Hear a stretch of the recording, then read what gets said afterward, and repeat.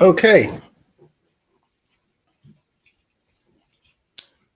Hello, everyone, and good evening. Um, we are back with a another fellowship. Had a few issues on this end trying to get set up. Thank you all for bearing with me.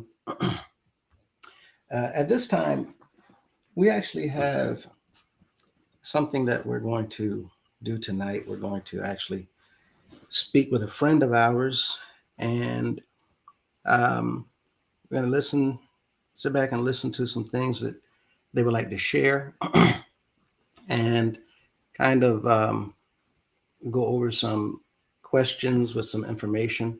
Uh, and well, with that said, we'll listen in and then we'll follow up with any commentary that you all might have.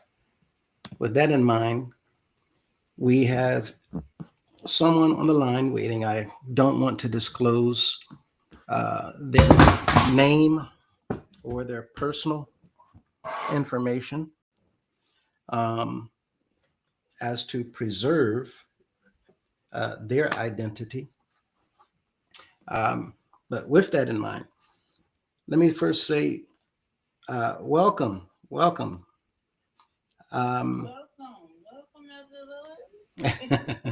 it's And everyone else. it's good to have you with us. Let me say before we actually get started that you can decline to answer any question that we may ask. Feel free if you want to take a break or even stop the interview at any time, um, especially when discussing anything that involves anything that might become uncomfortable for you. Yeah.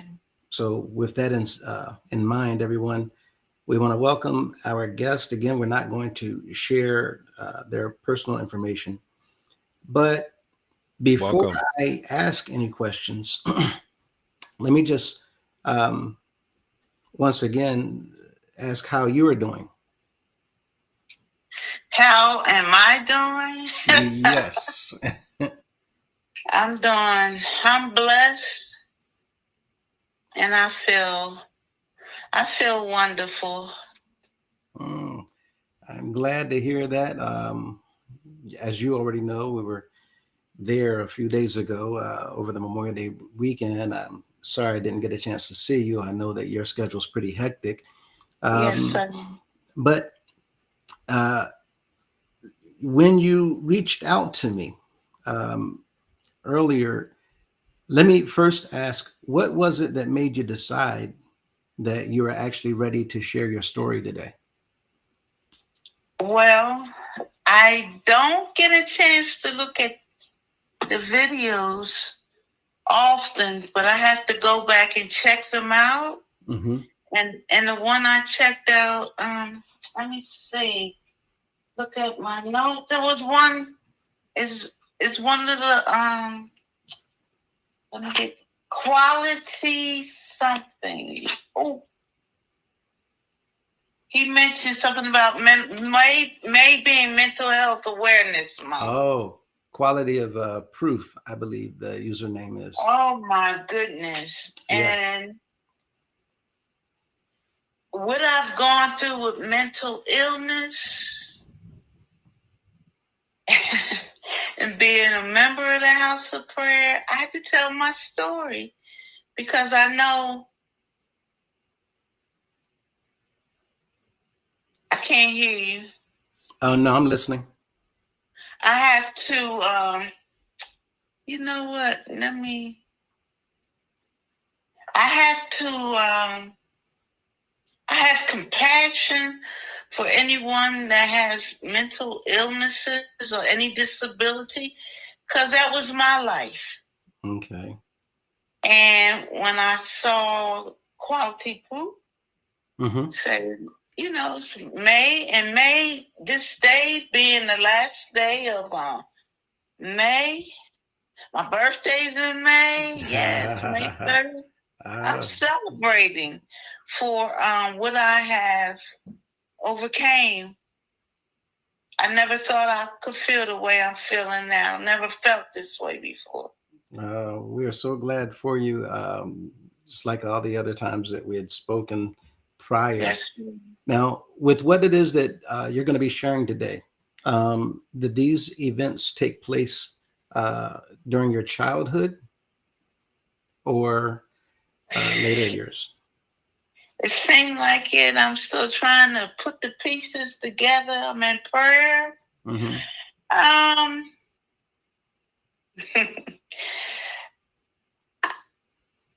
oh, wow, what can I say? It's so much. I'm supposed to write a book. I know I can't tell it all, but I was very athletic as a little girl growing up.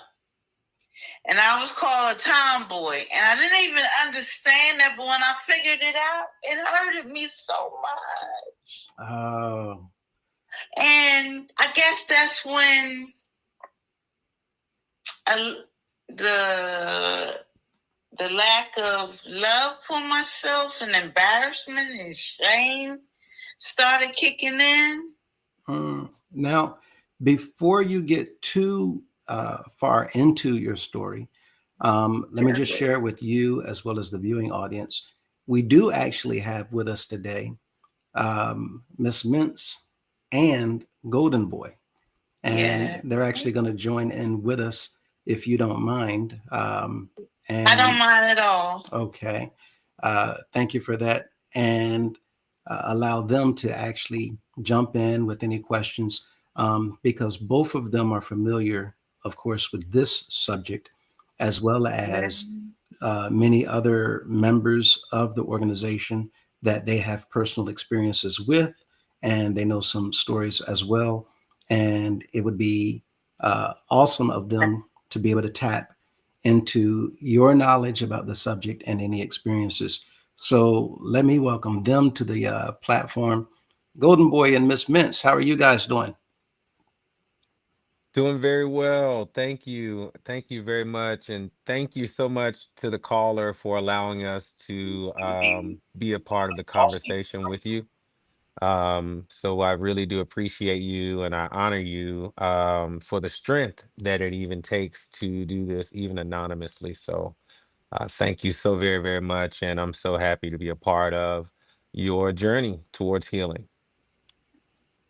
Thank you, and I'm happy as well.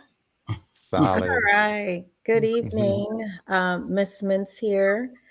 Um, wow. Thank you so much. It takes immense courage to share your story. Thank you for trusting us with your story. And yeah, just thank you. We're looking forward to speaking with you in depth. But again, Miss Mintz here, and yeah, I look forward to speaking with you. Now, so that everybody knows, again, most of us in here have had some type of experience, whether childhood, adolescent years, or even into our adult years. So, this is a sensitive topic. And just so that you understand, that may be the reason why there's some stuttering, some pausing, and some hiccups, so to speak, when it comes to any of the conversation tonight. So we're going to ask everybody to simply bear with us as you listen in. And with that said, um, let me ask our guest again. uh, when you talked about uh, quality of proofs comments online, and that their comments had something to do with your actually being prepared to actually share your story today. What was it particularly that tugged on your strings and motivated you to not only want to come on, but to want to share your story with the public. Okay. Wow. I know I you went. mentioned it was the Mental Health Month, and I want to remind you of that as well, but go Yes. ahead. Well, this is my vow I made to myself, to God, and to anyone that I can help by telling my story. Testify about going through depression. Mm-hmm. I am officially diagnosed with bipolar type 1 disorder, Okay. meaning I get deeply depressed. And then I go into a manic episode where I get, the opposite happens. And my energy and my thoughts and everything races. Mm. But the thing about me was some of the thoughts I had were also spiritual. And I would hear the music of the house of prayer. I would have visions and things I was going to do. And I was like, Lord, what is going on? I was thinking I was drunk in the spirit, but also manic, and it was confusing. And one of the things that got me depressed as a member of the House of Prayer, which I was born and raised, I was in my mother's womb in 1963 when she received the Holy Ghost. So I'm hearing, I'm being, I don't know and understand it all, but I know that I have a spirit, a gift of love and kindness. I don't care who, what your illness is, what you've been through. I want to love you, even my enemies. Mm-hmm. I have a desire to love even my enemies. And I believe just by having a desire, everything's going to be all right. Now, you had mentioned, I'm sorry, go ahead. So, it's so much I can say, but I was confused with the House of Prayer doctrine. I wanted to know more about Jesus Christ, and I wanted to know more about the Bible. And I was just praying and praying. And I would get depressed because that was kind of like opposite of what was going on in the House of Prayer. Right. And I had a love for music. Everybody in my family played music. My sister that died was murdered. She played the bass clarinet. How many people know there's a bass clarinet? So, and that trombone, I thought sisters wasn't allowed to be in the band. So I would have my trombone play, get my brother's trombone out in the basement where his bedroom was set up, and I would play it. Now, how old were you at that time when you started getting your brother's trombone? 70s. I was in junior high school. So you turn 14, 15 in high school. So I was about 12, 13. And you mentioned earlier that you were getting involved in athletics. Oh my goodness. I want to make sure that it just came natural to me. I didn't hang out with my sisters. I hung out with my brothers. Mm-hmm. They taught me the electric football game. We did golf. We did boxing. And all of this was in your child. This was outside the House of Prayer. Was your brother involved in the House of Prayer too? Yeah, our whole family was in the 60s and the 70s. Okay. We did the House of Prayer, sports, music, and school. And as I got older, oh man, the 72 Olympics, Mark Spitz was swimming and getting gold medals. And we was on the rug in our living room floor, just swimming on the floor, trying to beat Mark Spitz. My mom and my sisters were so embarrassed about me. And like one Christmas, my sisters went shopping for this big old doll baby. I said, "Oh, what's that?" They said, "Oh, blah blah blah blah blah." Time about Christmas, it was for me. I said, "All right, I'm going to play with my brother's electric football game." Thank you very much. How did playing and hanging out with your brother, I'm assuming that led to hanging out with some of the friends as well? Their friends? Mm-hmm. They were, my brothers were so involved in sports, football, hockey. We did everything in our little street. Stickball. I just fit right in. I was on the team. We had we called it the lot across the street in the 70s. It was full of grass and stone, and my brother and I, we dug up the dirt and made a dugout for the baseball season.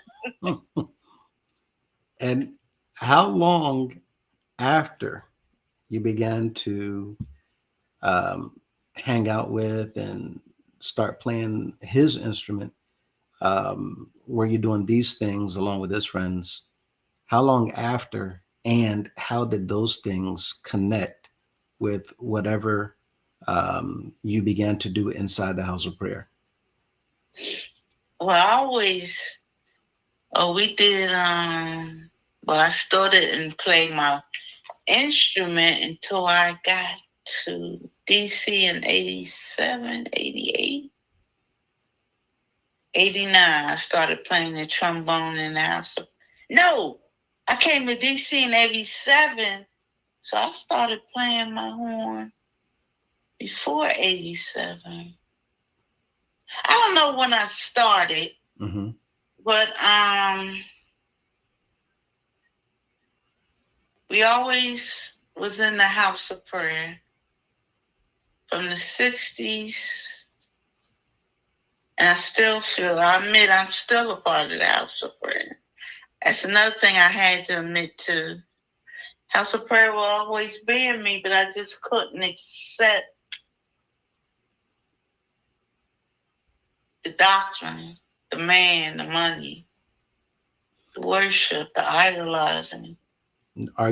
You're still a member, but you're not currently active in attendance or participating? Well, I admitted recently, just recently, that the house of prayer will always be in my blood.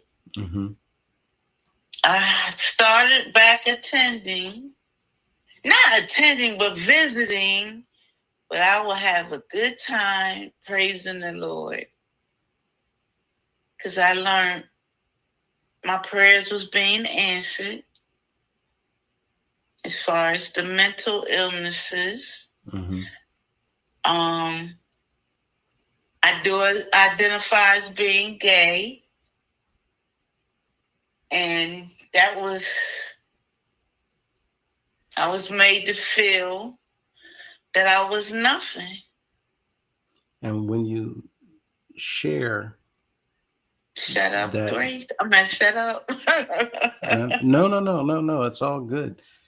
Wherever you want to go, I'm just posing questions to kind of fill in for the viewers and for the audience, the listeners, to kind of give them understanding of which direction this is going. But when you mention you identify as gay, or the incidents that took place that led to your mental conditions, would you say that those things stemmed from events that happened to you in your youth? No, no, no, no, no, no. Okay. No, no. Because I was having a good time. Okay. I was, as far as the sports, my whole family was into sports. And if I had gotten the right guidance and management, I was the best female athlete in my city. I did tennis well, bowling well, softball well, basketball, and I played a little volleyball. Plus, I was an honor roll student in the 70s, junior high. Mm. But when I got to high school, I concentrated more on basketball. I just thought I was this and that. You know, my whole attitude changed from being humble to like, but it didn't cause me to think I was gay. To me, this is my testimony. Right. It just is. And I try to change, and I know this is deep. The hardest thing was trying to be something lives the way other people wanted me to live. I tried to change. I tried so hard. People outed me in the house of prayer for what I wasn't doing, and I had given up. It didn't matter to them. And I went through depression, confusion. Now, I'm sorry, go ahead. Try to talk it out with members. My mother told me being what she thought I was into really at that time was worse than her oldest daughter being stabbed to death. And you had mentioned that earlier. I want to come back to that later in the conversation, if you don't mind. But sure. How old were you, if you recall, when you've had your first incident that was unwelcomed or uncomfortable for you, or pertaining to those things that you wanted to speak about tonight? Well, I first mentioned my mother. She used to just stare at me while I was on my tricycle, hitting them corners real good. Mm-hmm. She just noticed something was a little different about me. And as I got to understand it, it was hard being accepted for being a tomboy. And but I grew currently to love myself. It's more to me than being a tomboy or gay.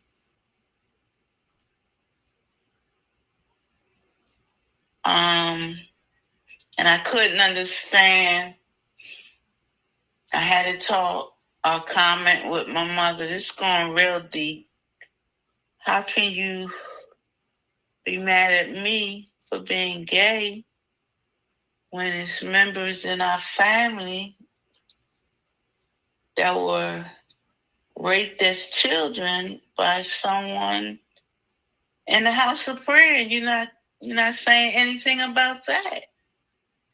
But my mother said when God is ready to deal with it, he will. And it took me, when my mother was dying, 2010, and even now to really understand that was to forgive her and everybody else, because it was the tradition and the teaching in churches, not just the house of prayer, mm-hmm. that if you're gay or whatever, you're nothing. And if you have a mental illness, no. You're nothing. That's what I was taught. There's no hope for you. But I went in prayer. You said you were taught that, and who were you taught that by?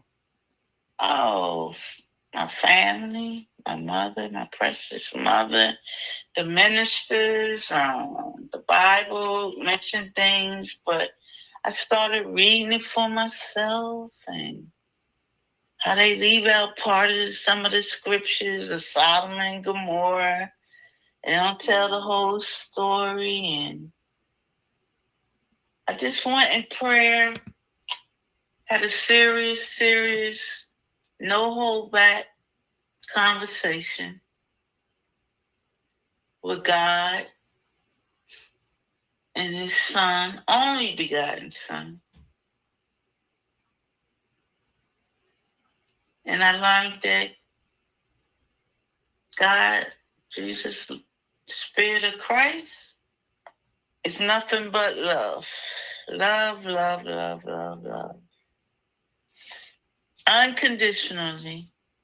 Whether you're up, down, in, out, whatever, what color, whatever. That's my understanding. Mm-hmm. I don't want to hate nobody. And I don't want to hate like I've been hated. I have to love those that hated me. Because anybody can love their family members, people that love them. But the rule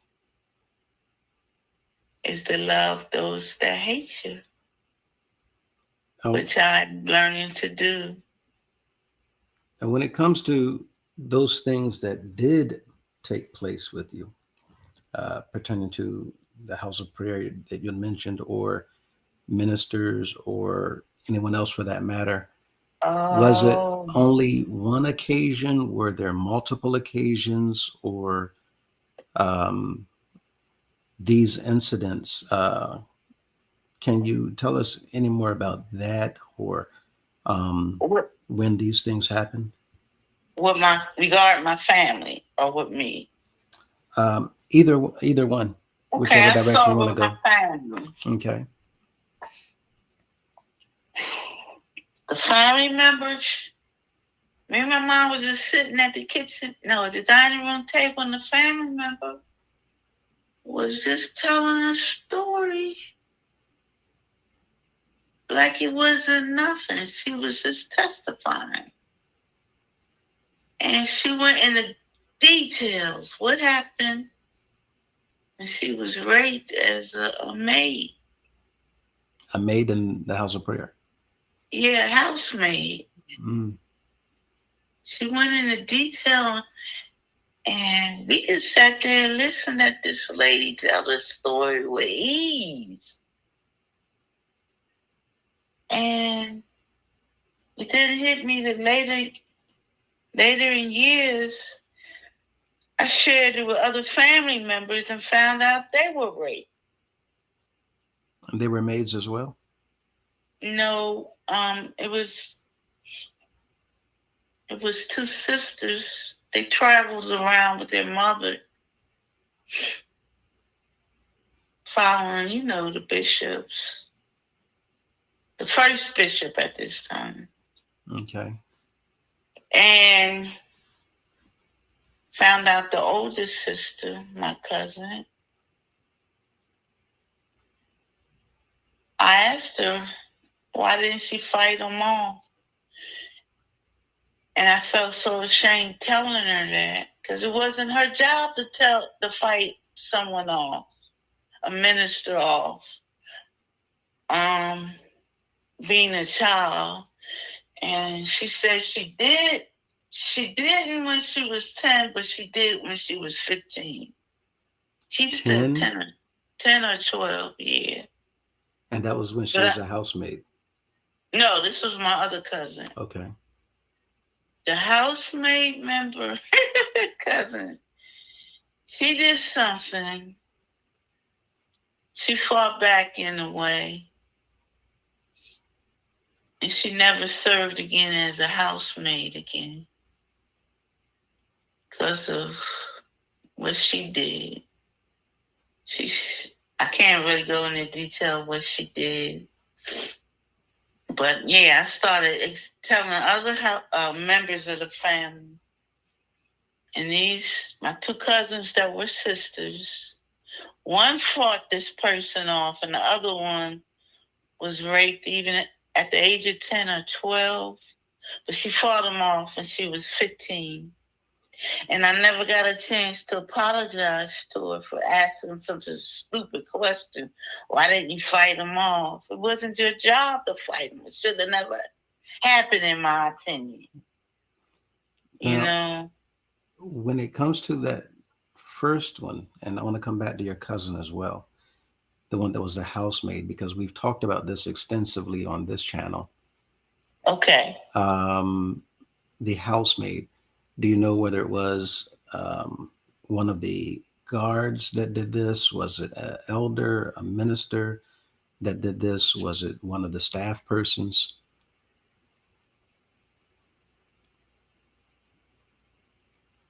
I'll put it like this.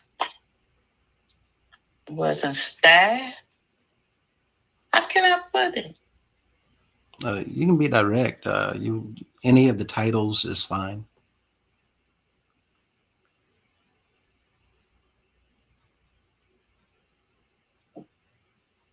I'm going to say one in leadership.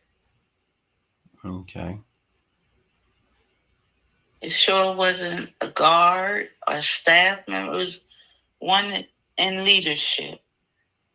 Now, there has been others that have shared those testimonies as well, pertaining to the individuals in leadership. They're talking about when we're talking about the position of bishop. Yeah.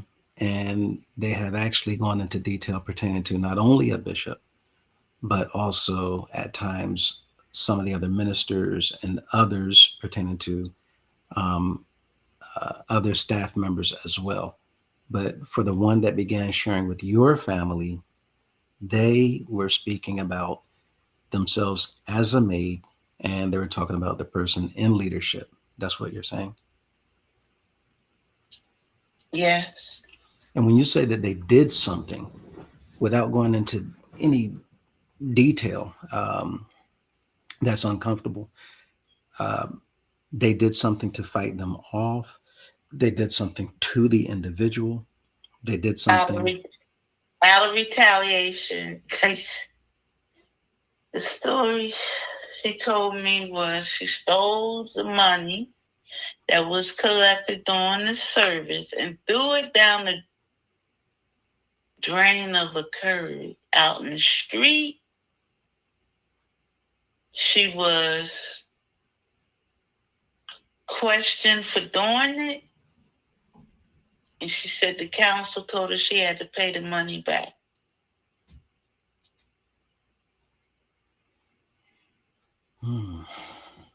Out of anger and retaliation. And she explained that she wouldn't have done it if she wasn't raped. She was told she was wrong for taking the money. She said it was wrong for what happened to me. And the council said she had to pay the money back. But she said they didn't really pressure her, I guess, and her mother and having to pay the money back. And at that time, she was 10, 12, or 15? No, I'm not sure. Okay. But she was a child. I'm not sure. That was my aunt. I'm not sure how old she was, but she was a housemaid in Wilmington, Delaware. I'm going to say they migrated from Greene County, North Carolina to Wilmington, Delaware in the mid-30s. And was she a housemaid for a while, or was this? I'm not sure how long. Okay. But she did. I don't know how long she served. I don't know the date. All I know is she said after this incident, she wasn't called back to be a housemaid anymore. And when it comes to your cousins, Yeah. you mentioned one or two cousins. And what was the incident with them? They traveled around singing. They were good at singing. This was in the first Bishop era. Their mother was very dedicated to traveling with, the first bishop all over. And the oldest sister, cousin, she said she was raped by the leadership, the same leadership that my aunt was raped by, the same leader, whatever. Mm-hmm. And my cousin's sister fought him off. He took his clothes off, but she fought him off.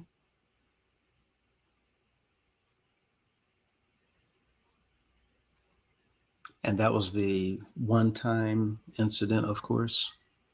Yeah, she had to fight him off. He didn't try no more. Do you remember how old she was, or did she say? No, she didn't say. And for your other cousin? Like I said, 10 or 12. And then when he tried again, she fought him off when he was 15.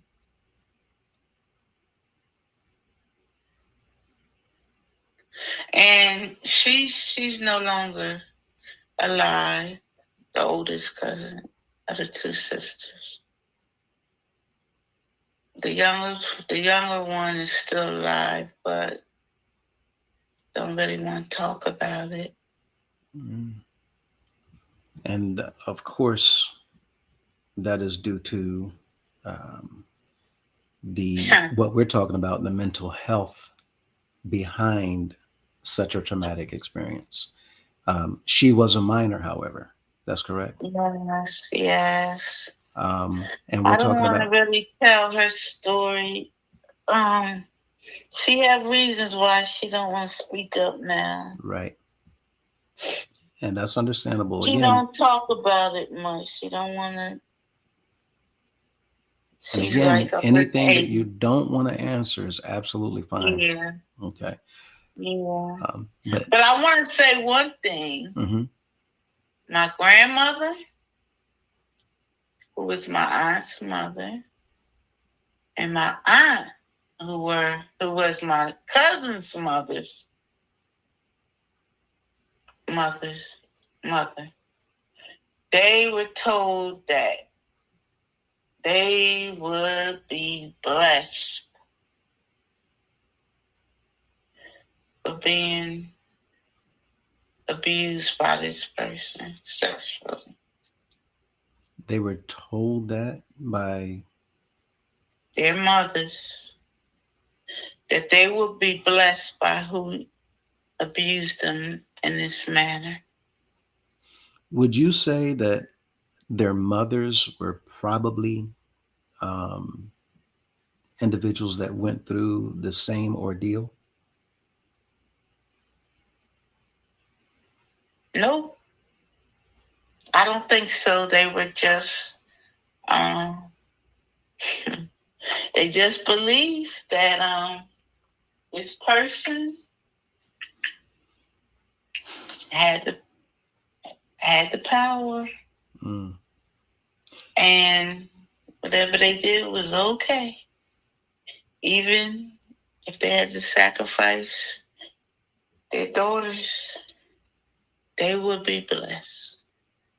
So were their daughters maids for a while? I don't know. Okay. And it was only, my aunt was a housemaid. My two cousins were members that just traveled around with the first bishop and sung at different houses of prayers. And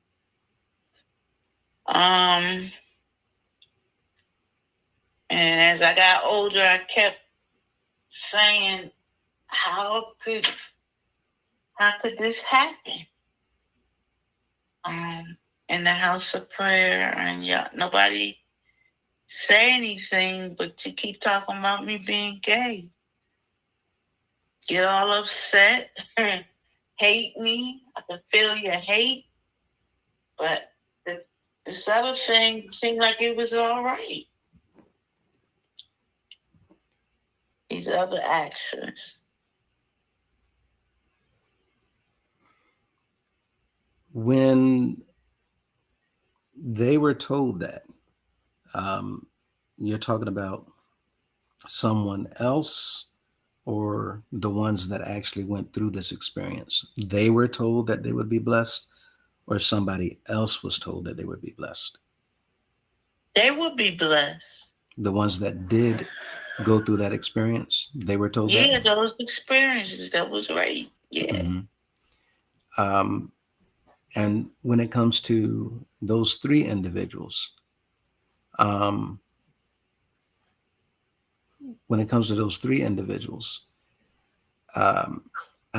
of them going through what they had experienced, were there any other family members that you're aware of or friends that you know about? Well, now we gonna hit it. With me, I've been through some incidences with some ministers, yeah, when I wasn't even out of high school. I was still in high school. It was horrible. You remember how old you were? I wasn't even 15. No, did I graduate out of high school? I wasn't an adult, 18. I was younger than 18. These was ministers. They weren't old ministers. They were like young ministers, but they were young ministers. I fought it myself. You blamed yourself? I sure did, because I had no business. It goes deep. We having youth convention and service, and I'm out with one of the ministers parked in front of the street, right in front of the house of prayer. So I fought it myself. What are you doing? In later years, I was like, oh, my fault. When you said that you blamed yourself, did you ask them to go outside, or did they ask you to go outside? They asked me to go outside. And I'm trying to understand where you blamed yourself. Is it because you went outside that you blame yourself? And I participated. We didn't have sex, but we was in that car, its car, right smack in front of the house of prayer. Doing things I shouldn't have been doing.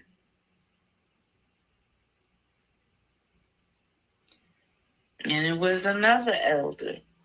I'm on the side of the house of prayer in the dark.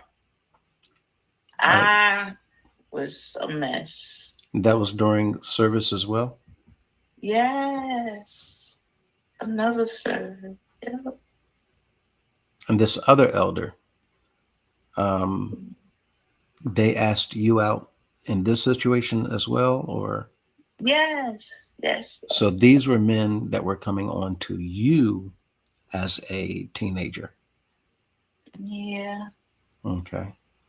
I still fought it myself. But I still fought it myself.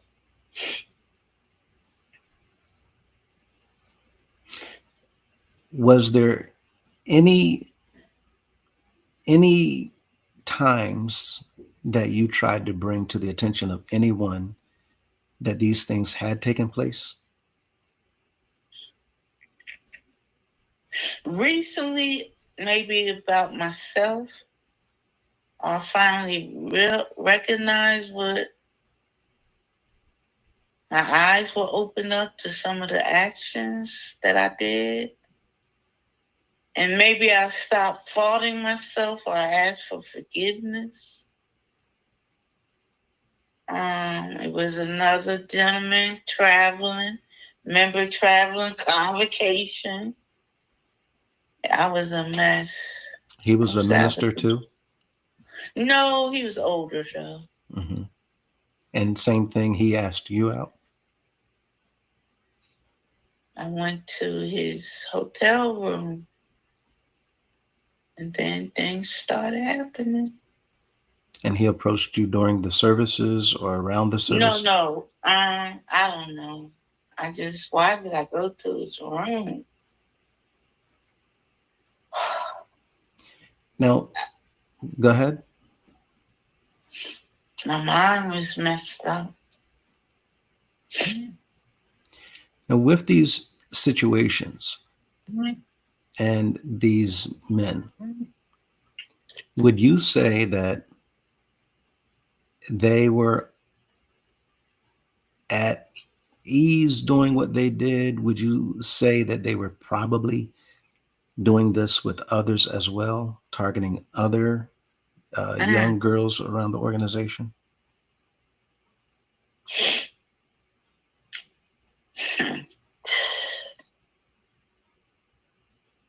I guess, I know 2 of the 3, yeah, probably. did they just come right out when talking to you and just ask you out? Or was there some type of a friendship that was there before they asked you out? One, there was a friendship. Yeah. The other 2 was just members that we went to the same house of prayer with. It's just confusing. Haven't figured it out yet. But it did let me know that I didn't get much pleasure out of being with him. That was for sure. It was just an action, no pleasure. So when they would confront you or talk to you, did it seem as if they only wanted something from you, an act from you, and then there was no communication, there was no anything? Like a relationship or something? Right. No. No. And I asked that because I wanted to distinguish between whether or not there was a relationship or whether or not it seemed as if you were targeted or they just simply saw you, were attracted to you as a teenager. If that's the case, then I'm assuming, we don't know, but I'm assuming that if they approached you in that manner, that the likelihood is that there's probably others that they approach the same way. And if that's the case, um, would you say that there's other young ladies that probably went through the same thing, or do you know of any others that went through the same thing where any of the ministers or even others? Yeah. Okay.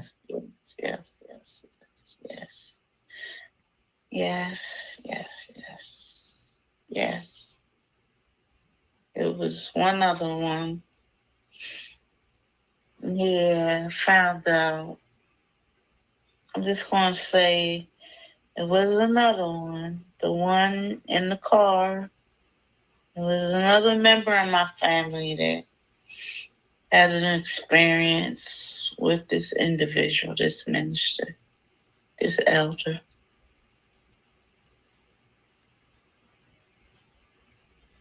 I don't really want to go into that any further, but yes. Okay. The one that I was in the car with in front of the house of prayer. Yeah.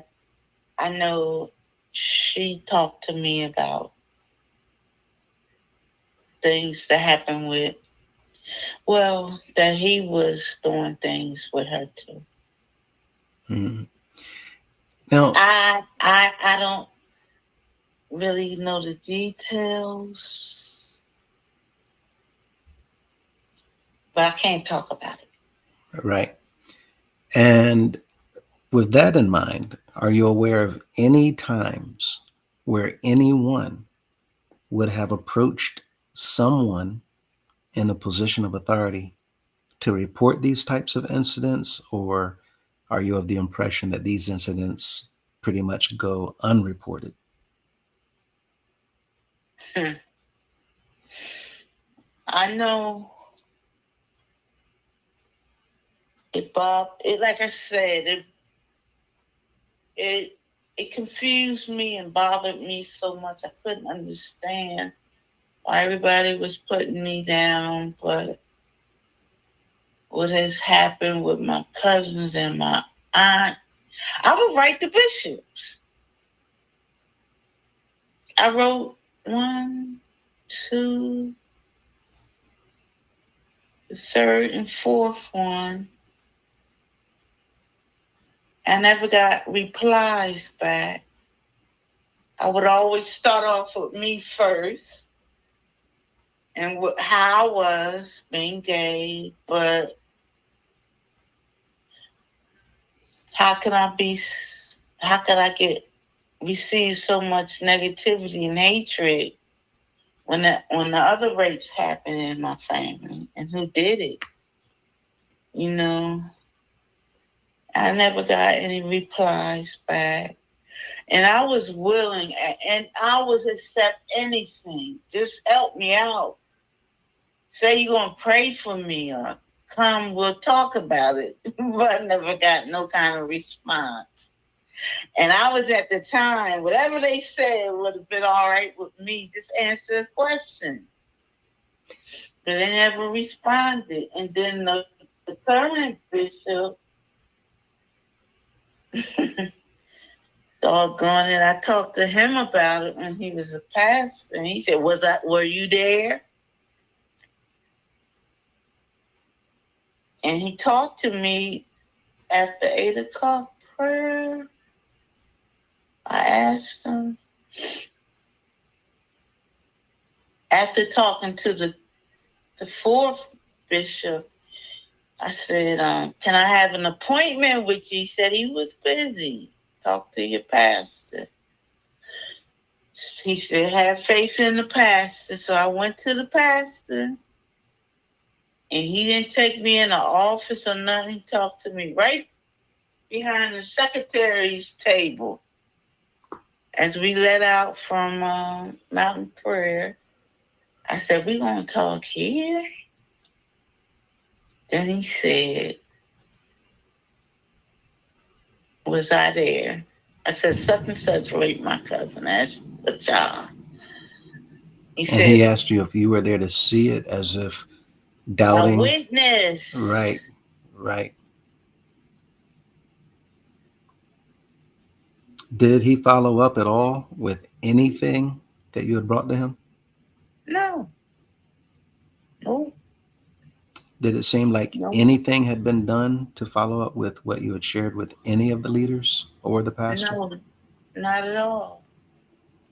Did you hear about any type of retaliation, any type of penalties, any type of investigation, any type of reprimand towards those men that you had brought to their attention?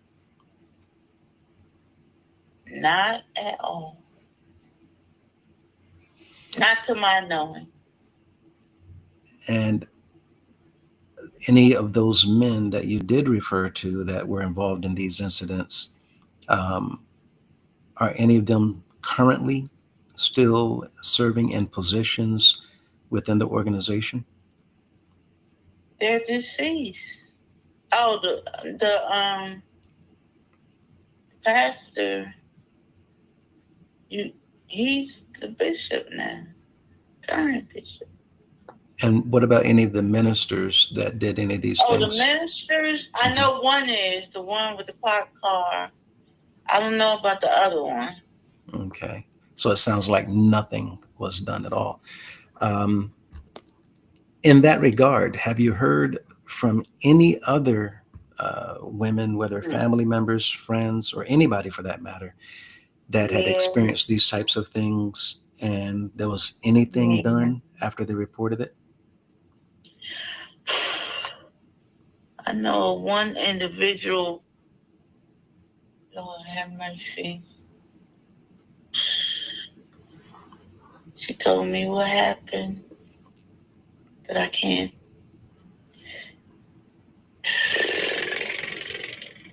I just wanted to be able to talk about it. I don't think I can talk about it, but it was so serious.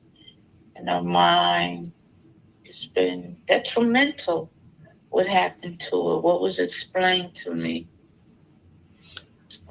What were A pastor did something to her in the house of prayer. a pastor did something to someone inside the house of prayer? Yes, And was she a minor as well? yes.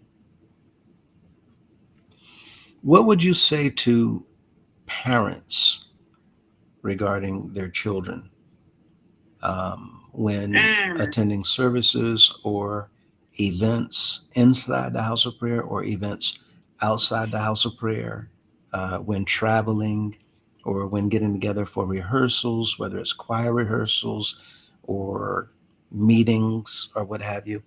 What would you share? Let me say this before I ask that question, though. Anytime an individual that is an adult takes advantage, and even in some cases, not only adults, but older teenagers that may also be minors, because sometimes older teenagers take advantage of younger teenagers. Anytime anyone takes a takes advantage of a minor, no matter who they are, where they are, what the circumstances are, it is never the minor's fault. Even if the minor did things to lead on an adult, if they did things to throw suggestions or hint towards anything as an adult or towards an adult, the law looks at it as the minor is not thinking rationally. The adult is supposed to know better. That this is why they separate uh, in the courtrooms the terms when it comes to the age of an individual, whether they are a minor or whether they are an adult. It does not matter what the situation is. It does not matter what the circumstances are. If you are over a certain age, you are you are responsible for your actions, unless there are some type of records to indicate that there's a psychological condition, to indicate that there's a mental health disorder, that records will point to substantiated facts that you had no control over that situation. And there are some types of situations like that.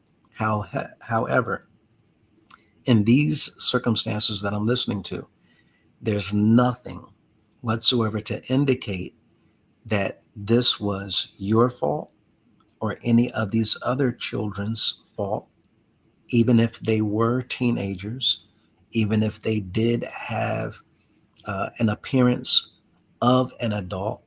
None of that matters at all. Adults are supposed to know better. And the fact that they asked you, the fact that they confronted you, the fact that they lured you into a situation, it screams that none of this is your fault. So by saying that, and while keeping that in mind, let me ask you this question. Um, what were some of the challenges that you faced personally as a result of some of these experiences?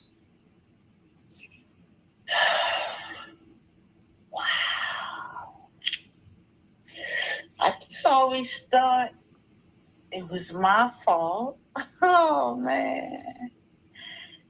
I remember when our new pastor came to our house in 74, 75.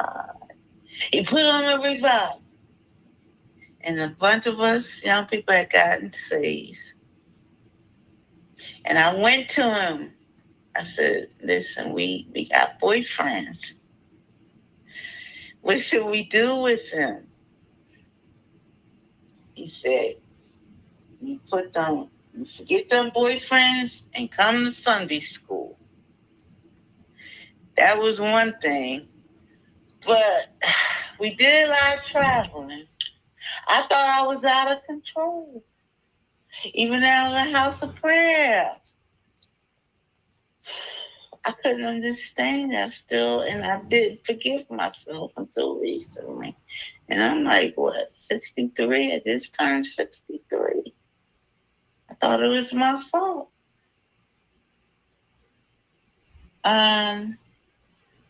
It caused confusion.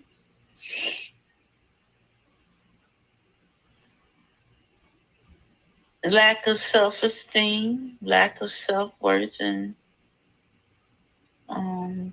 self-confidence. I just forget with the guys. Even when I went to college, I had just a few female friends, but I didn't understand it.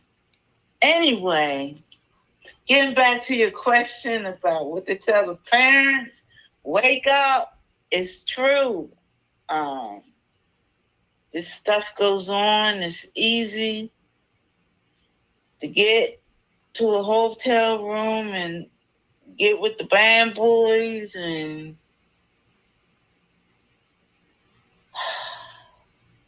it's a party going on. I remember in South Philly, there was a park called Love Center or Love something. Oh my God. But I had to forgive myself, and I recently did.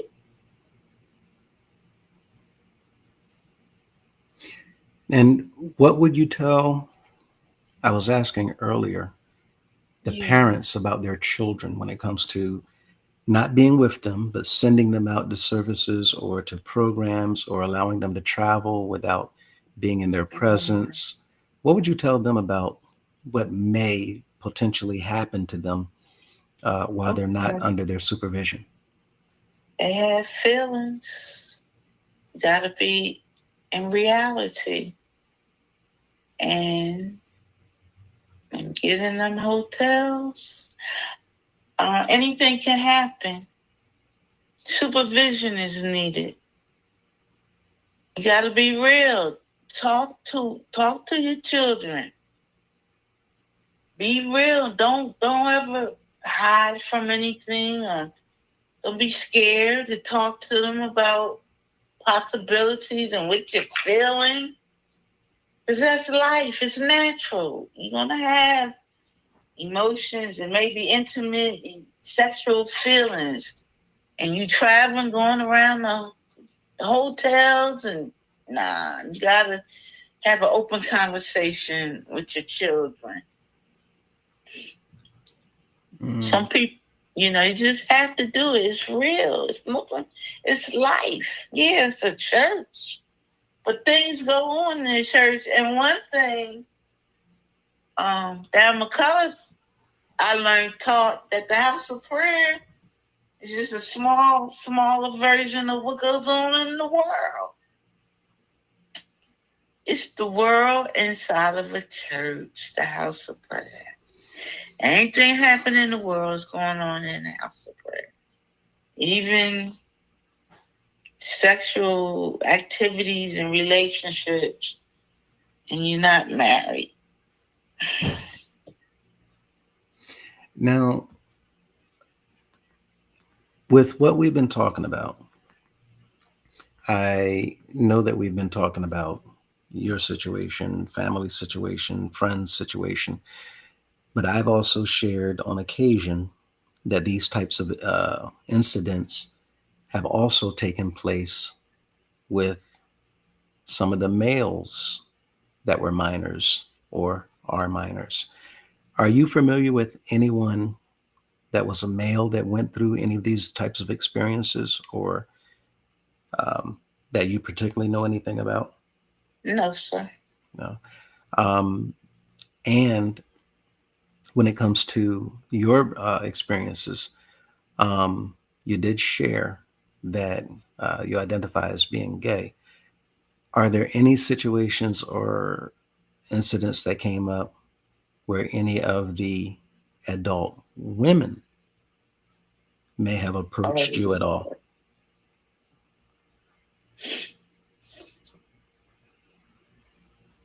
as a minor? No, no, no, no, Okay. no, no. But others have after your adulthood. Mm, no, I'm not sure if that was. Still trying to figure that one out. I just became aware that it happened. And I brought that up because I've also I told shared. you about that. Hmm? I told you about that. No, no, no. That's what I was explaining now. I brought that up because I also shared that others have brought up their experiences with different individual women that were in positions as well. And some of those women happen to have also been around some of the leaders or some of the Yeah. pastors. And so that seems to be a pretty common story coming from others that have experienced these types of things.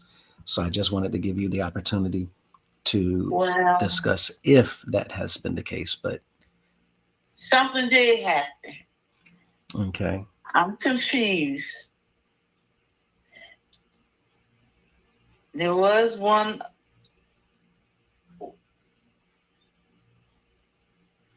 There was one other female member. I guess I used to mess around with. That was a big mess.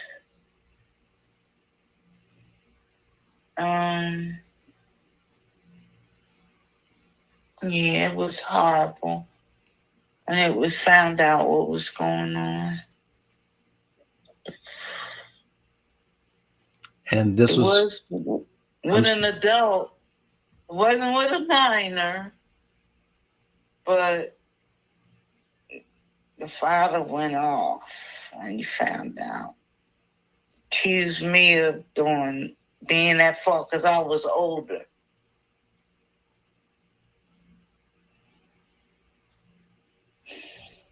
But that wasn't. There was more to the story. right. But And you've said that you've blamed yourself over the years. What other ways did these experiences affect the way you viewed yourself growing up? because Elder Lewis, I had basketball scholarships to go. And I didn't concentrate on my education. I went to the University of Kentucky, top 10 basketball school in 1981. That's But a very big school. I Awesome was school. dealing with what I was feeling. I didn't have nobody really to talk to. I stopped concentrating on my education, but I still got scholarship offers from all over the country. I was South Jersey's leading basketball scorer in my senior year. So it's a huge achievement. I just lost focus. I'm 63. I'm on government assistance. Haven't worked in 26 years. I did finally get a degree, associate's degree in liberal studies 2 years ago, and now I'm 45 credit hours away from a political science major degree, which I vowed to myself and to God to learn the systems in politics so that I can learn how to advocate to people in authority what people that have mental or disabilities go through that may cause them to end up like that. They may cause them to end up in institutional, psychiatric institutions like I was. 1 week in Howard Psych Ward, 1 week in St. Elizabeth's Psychiatric Hospital. Cause of me trying to deal with my sexual orientation and what the heck was going on in the house of prayer. Why am I leaving out Jesus Christ? Why am I changing the songs? Why all my other sacrifices and work by faith don't seem to matter? It's always about the money.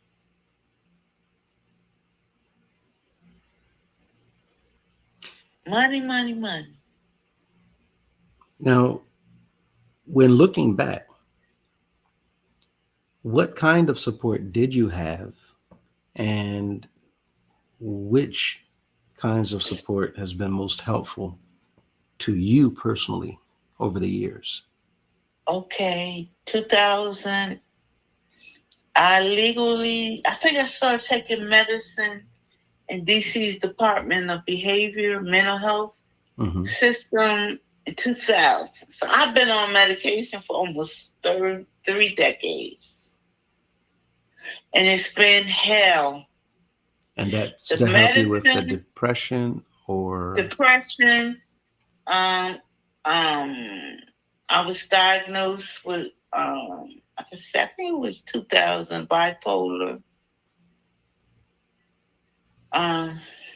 Type 1. I didn't really understand all that, type 1, type 2, until recently.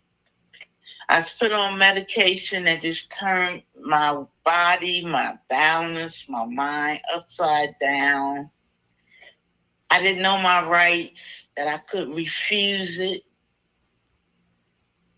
I was on one medication. No, in 2004, I was on like 6 psychiatric medicines at one time. I didn't know I could say no. It's making me feel worse. Now, let me touch on that for a moment. When you say you didn't know your rights, so that the viewers and the listeners will understand what you're getting at, what you're saying is that you had rights. Denied. Right. Any of the medication, any of the treatment that you're not comfortable with, you had the right to say simply, no, I don't want to go that direction. Because, I had a right. I didn't know my rights. And one doctor that I had later on told me, I still got to go over my notes. If you don't take your medicine, you're going to end up in St. Elizabeth, which is DC's psychiatric hospital, the major one at that time. And I said, well, I don't want to go back there, so I got to take this medicine. And it was horrible. But that was 2000 something. But in 2001, when I ended up at Howard Psych Ward, I'm going to tell you, I was having a hard time. Trying to understand the house of prayer faith, my sexual identity. And I was out in the courtyard of our apartment complex, House of Prayer apartment complex, talking about I'm gay and blah, blah, blah. My family was so upset. I lost my mind. I ended up at Howard's emergency room. I was talking about the bishop coming. The bishop is coming the whole time. And when I got in the hospital emergency room, I had to go to the bathroom. And when I went, came back, and I saw this homeless person, and my family member that was there at the hospital emergency room with me, she was like, he ain't nothing. He ain't nothing. He just a street person. I said, no, he counts too. So I'm thinking that's the message that the bishop wanted me to get, that all people count, like this homeless man, right? Mm-hmm. So I said, well, it's time to go home. But my family member prior to that brought over this pink piece of paper, folded it in half, and said, sign it. And me being bullied, lacking self-confidence and esteem and words, I signed it without reading it. Well, wait a minute. Open it up and read it first, baby. I just signed it. So when I was ready to leave, they said, nope, you're going upstairs. Now, of course, that whole thing contributed, would you say, to the fact that you were there alone, that you didn't have a support team, that you didn't have an advisor, that you didn't have family, friends, or anybody from the organization to kind of. Well. Mm-hmm. Did I have a caseworker? I had a caseworker, but I couldn't open up about what I was going through, or nobody knew how to handle it. Like at the mental health center where I was going to get treatment services at. But your caseworker, they were provided through what, social services? Department of Mental Health at that time. So even with your caseworker, they were not somebody that you knew personally within your circles or from the organization from the House of Prayer, correct? Oh no, House of Prayer, no. Oh now, my goodness. Would they you, think you crazy. It's your fault. now, And you know, and matter of fact, later on, because I've been dealing with this since all my adult life, I went to wait a minute, why be depressed when you have the comforter? That's what the pastor said, Cunningham. Why be depressed when you have the comforter? He said that as a sermon. And, you know, the comforter was the bishops, the comforters. Stop feeling so sorry for yourself. I hate that. Stop feeling sorry for yourself. Go get a job. Drink some tea. Get some olive oil. Bless olive oil. You know, that's what they say. Go take a walk. now, I'm sorry, go ahead. I know I'm jumping all over the place, so I'm getting No, you're fine. But yeah, have a prayer. But it will. I'm hoping me telling this story will enlighten other people, other members. It's all right. It's not your fault. Sometimes these things, for me, is to let me know and tell other people God is able to do all things. There's nothing he can't do. And that was going to be one of my questions. What would you like people to understand about the long-term effects of these types of experiences? But what I was saying earlier was, do you think that you would have been in a position to sign documents and paperwork giving them the permission to do with you what they chose had someone been with you to kind of look at this documentation to kind of help you make those choices and decisions? If somebody from a support group within the organization or family members or friends, you think that that would have happened? No, my family members wanted me to be there. They didn't know.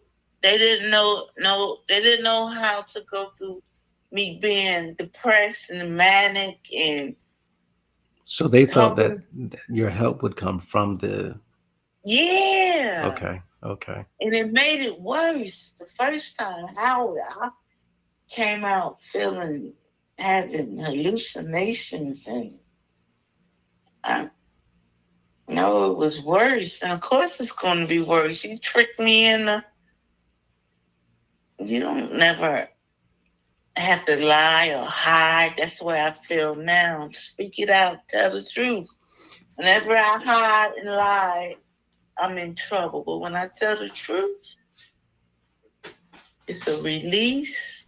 I call it funk, or going to the bathroom and eliminating waste. And you can walk with your head held high. It's like the light. My brother came to stay with me, and he opened up the blind in my kitchen. And I was like, wow. He said, yeah, light some light in. That's what the truth will do for you. It's beautiful feeling. Talk it out. That's what worked for me. Mm-hmm. But in churches, Black churches especially, mental health and gayness, those are the two worst things ever, in my opinion. And I had to deal with both of them. But they have made me stronger. I joined other churches. One church, they were having a mental health awareness workshop. And I don't know how I found the flyer, but I said, I'm going. And I started going to their services, and I joined. And then when I broke my ankle that was in 2019, I started going to the church right on the corner for visiting, and I would come back and forth to the house of prayer.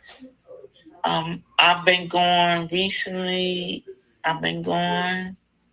because I had better understanding that this too much will pass.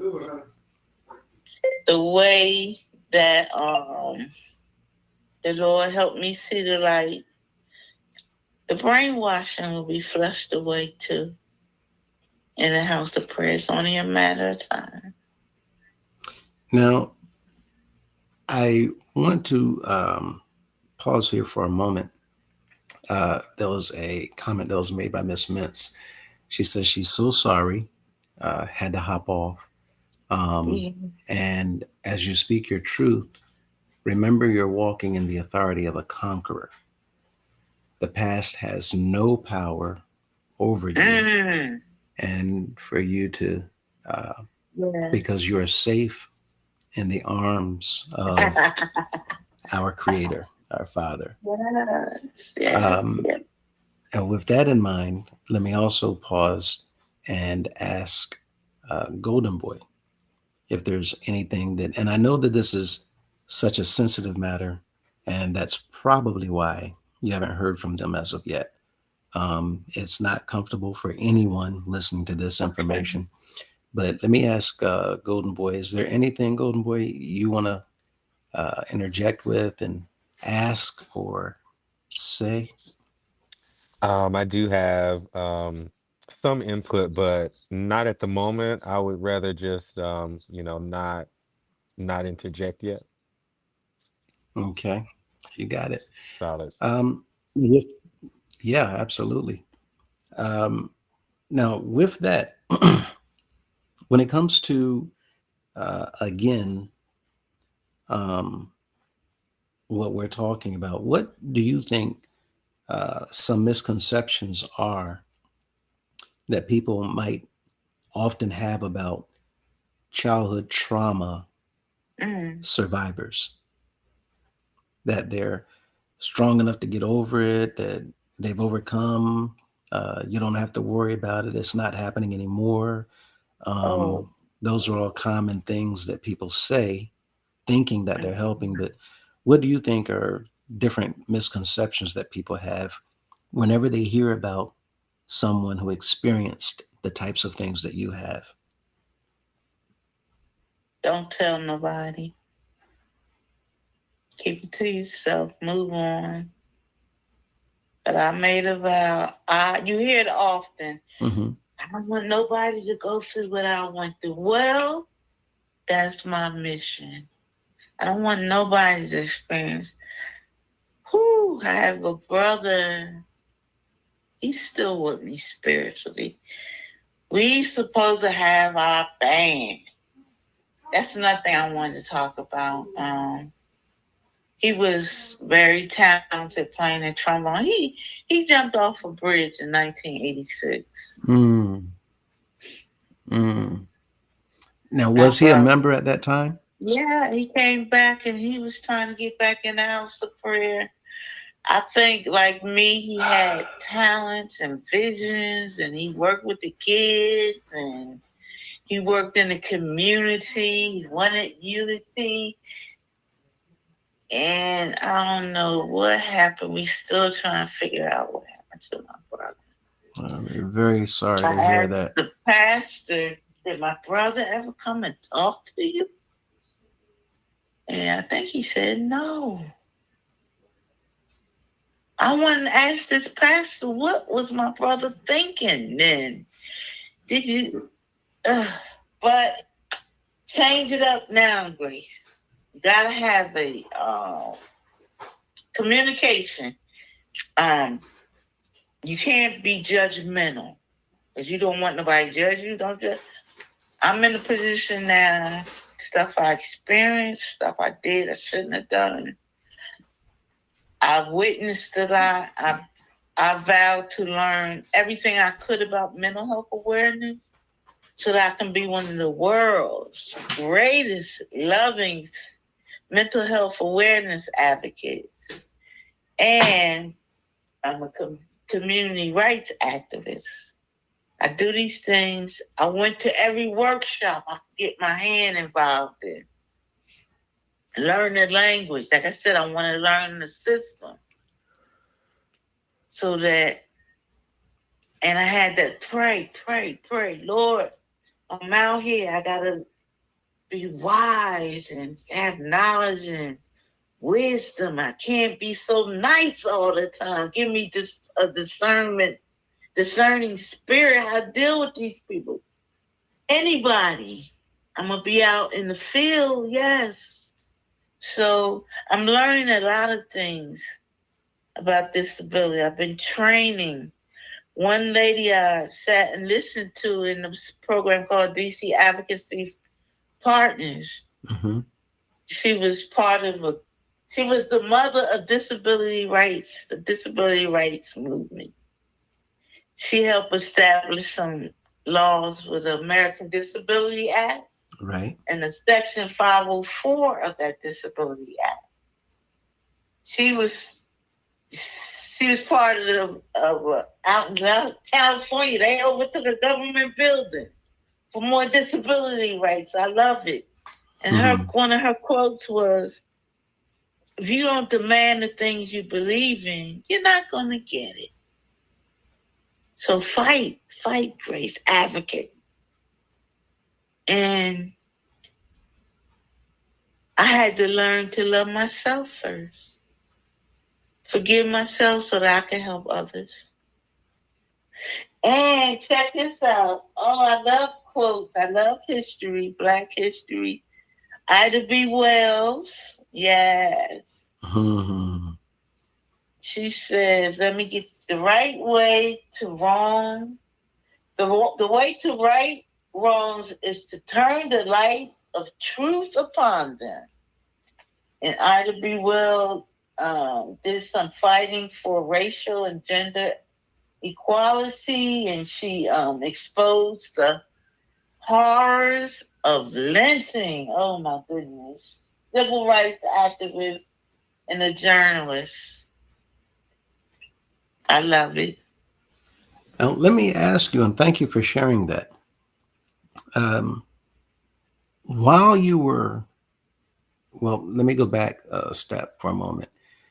When you said that your family wanted you to Yeah, uh, be inside the institution for help, were they yeah, still currently members at that time? yeah. Okay. Um, and while you were growing up over the years, uh, would you They say, hated it. huh? Hey, I'm sorry. Oh, no, no, no, no, no. You're whichever. No, no, I'm sorry. Ask the court. They hated me being gay. They was embarrassed. They was ashamed. They hated me playing the trombone. Uh, but I understand they have a right to their own feelings. I still love them. I learned a lot from what I went through. Now, I forgave them because I needed forgiveness and mercy and grace. and so now that you mentioned that, what role has forgiveness Mm, and acceptance and personal growth played for you in your journey? yes. I say freedom. Freedom. It helped you I let don't have go. to help me to get closer to God because He's all about love and breaking the bondage, seeing who you are on the inside, your heart, your gifts, your anointed gifts. Concentrate on them and not what people have to say, put you down about because they're not on the same level you may be on or understand. Um, I'm in love with the house of prayer music because I learned it's not, no, no, no, no, no, no, no, no. I'm not going, no, no, no, no, no. As playing on a band, clap your hands for Jesus. Author. Finisher. Getting up, huh? Arthur and finisher. Yes. Of our faith. Clap your hands. But for the bishop, a 15-minute shout. No, I said I can't do that no more. I'm not going to leave him Oh, you're out. talking about honors. When I was on the bands, I said no, no, no. So that you all know what she's talking about. These are There are moments in our services where giving honors. So honors before the speaker Yeah, speaks or the leader speaks, he will tell everyone clap their hands for the Almighty God, maker of heaven and yeah, earth, for his darling son, Jesus Christ. yeah, And then they go into giving honors to the past leaders. yeah, But when it comes to the creator and his son, it's yeah. simply, and that's it. And then God. the leaders, past leaders, they get the same thing, the same honor as the Father and the Son. But then the current leader, band takes off. So Yeah, what she's getting at is she felt wrong, correct me if I'm yeah, wrong, in giving more honor, yeah, celebratory praise, exaltation through music to clapping our hands and honoring the current leader of the organization. However, the Father and the Son got none of that, only a few seconds hand clap. Other people have spoken to that subject as well. yeah. Let me ask you this: during this time, as you were growing up, um, over the years, would you say that while you realized that you were dealing with some um, of the challenges that came from these experiences, was it hard for other people to detect that you had challenges that you were dealing with? Or would you say that No, they accepted and saw no, you as simply not struggling with anything, that everything is no, they fine? knew. It was obvious. I would be because I would be so depressed they wouldn't see me for months. Mm-hmm. And then I would come back all pumped up, energized, testifying I was healed from depression. 1989, I got in trouble with that female. I wrote a letter out to Darren McCullough when he came in. Was it Memorial Weekend? No. It must have been just before convocation started in 89. Mm-hmm. I had me a $50 bill and I gave it to Dan McCullough to heal me from my situation with the gays. By the time we got to Buffalo, 1989, I was hanging out. I was with St. Missionary Crawford. And I said, I want to ask Dan McCullough, can I be a missionary? Because I want to let the world know you can be healed from being gay. And she took me over to Dan McCullough on the baseball field. It was, and he said, what, do you want to be saved? I said, no, I'm already saved. I want to be a missionary. He said, yes. So much happened. And my hair caught on fire. I couldn't even comb my hair surface. It was just for that. It was a mess. St. Crawford said, come on up front with the missionaries of the Lewis. It was then I became aware of the importance of the testimony service. Tell God what he's done for you. It was then the music, the bass, boom, boom, boom, boom, boom, boom, boom. I went over to the bass drum class doing the testimony service. I said, come on, beat that bass drum. I was a mess. I was drunk in the spirit, I thought. And I said some other things, asked Dan McCullough some other things, and I said, Grace, what did you say now? His eyes was like they had fire in them. He wouldn't look at me. And then by the time service was over Sunday night, he said, look, I want you to be a missionary. I said, I'm going to do a good job. He said, I know. But when I went back to ask Apostle Madison, he said, no. But I'm saying by me acting like that, up and down, they knew that something was wrong. They just assumed I was crazy. And one time coming back on the House of Prayer bus from a service, one, general council member said, yeah, you got all them instruments, but where's your husband? So he kind of like outed me. And then that was the joke. It would happen other times I was on the bus coming from a service. Where are your husband? You got all them instruments, but where's your husband?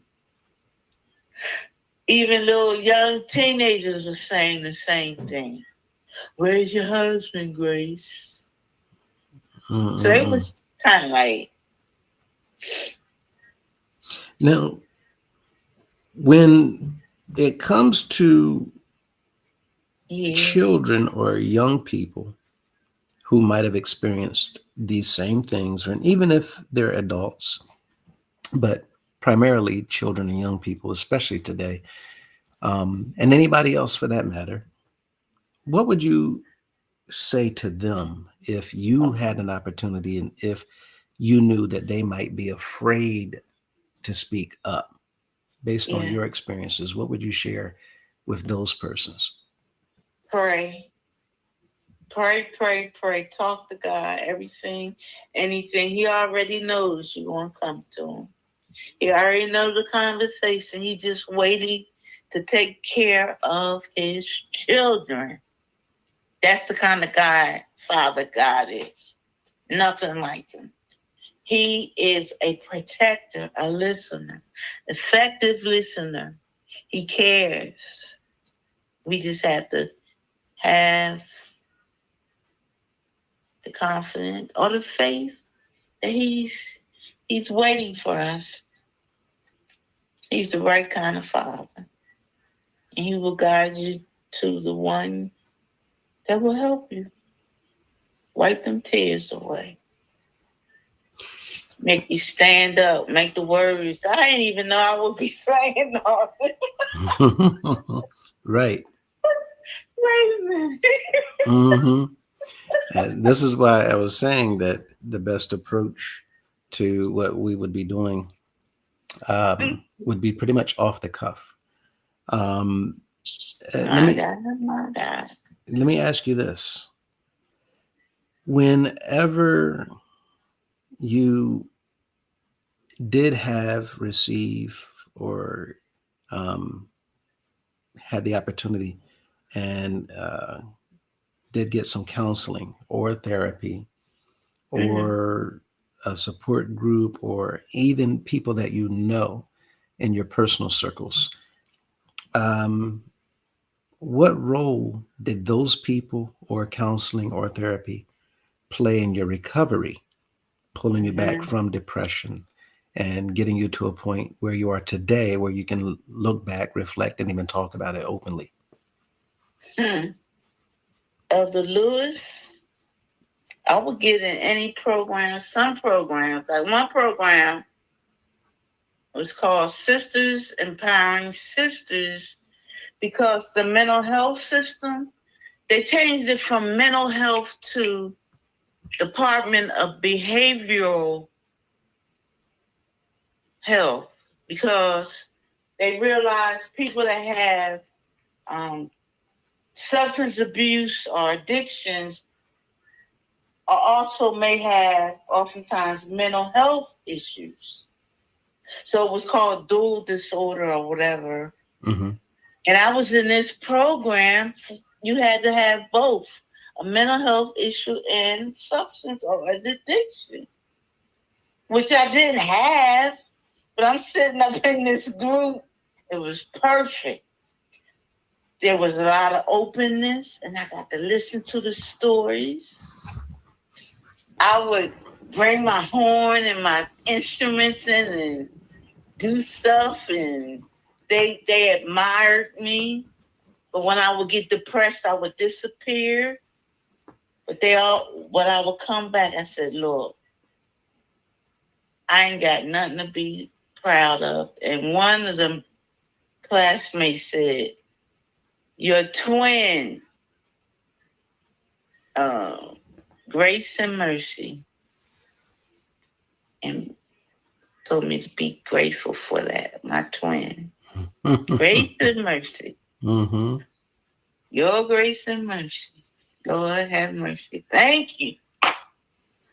So you give a lot of credit to the support group and for assisting you in a great. But you still need prayer, because the doctors gave me all that medicine, tricked me into taking it, and they don't know. Everybody's different. What works for this person might not work for that person. And also, too, that same doctor that told me I would end up in the psych ward again, she gave me so much medicine. She said, I don't know what else to give you. I'm sending you to another doctor. It's so horrible. It can be so horrible. So you need to stay in prayer. Or like they say in recovery, your higher power. Now, that said, what programs, what types of assistance, what can individuals do within the organization or friends of individuals? What types of programs or group sessions or things can people do, including the organization, to perhaps set up some type of support system for individuals that are currently dealing with mental health issues or suppressed trauma? that they've not resolved as of yet? Okay. Number one, make it free. It doesn't cost you anything to be a member of this counseling sex group. Mm-hmm.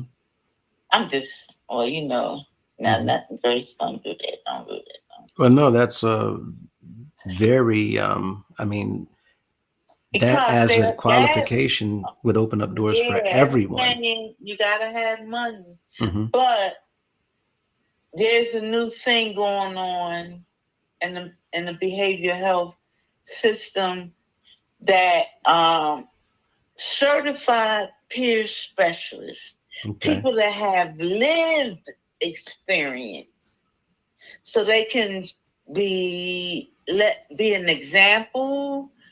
They're not going to judge you because they've lived through a lot. They've been through a lot. Mm-hmm. The drugs and the abuse and addiction and the mental issues, and they're doing a lot better. You can talk to them about anything. They know the resources. There's a family. We family. Stick together. I'm at a place now. I'm thinking about leaving it. We're not family. They don't want to listen to the consumers. The consumers are patient. This is what we need. We are included. Y'all work for us. Because if it wasn't for us, consumers, y'all wouldn't have nobody to consume, no, to work with, to help counsel. That's what I learned at Sisters Empowering Sisters. The director said, always remember, the glass is half full, and that the doctors and the social workers work for you, the consumers. You have to have somebody with lived experience that knows about faith and your higher power, which mine is the God Almighty, which is God Almighty, loving God, and His Son and the Holy Spirit. Which that only makes sense because if an individual has had traumatic experiences and they've somehow worked through them, then they would be able to, in a way, lead others out of that darkness that they might currently be in. Would you say that Amen. there's something that the organization might be able to do to set something up or reach out or perhaps combat the subject of mental health? Um, what would you say the first thing is that we as an organization should do if we're going to tackle this issue?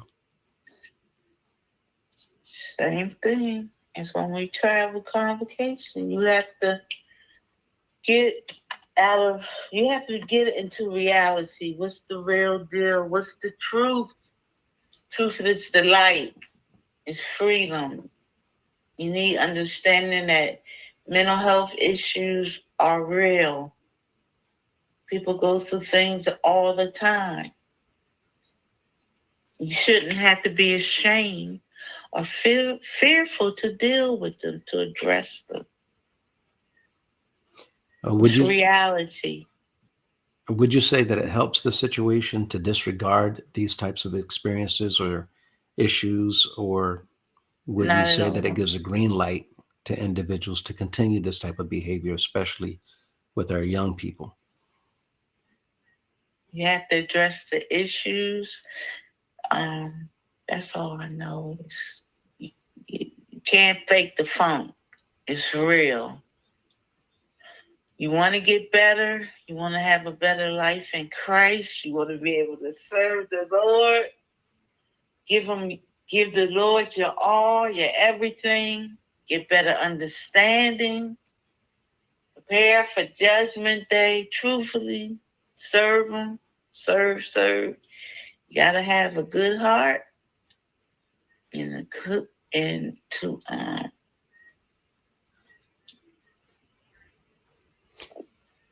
what did I have?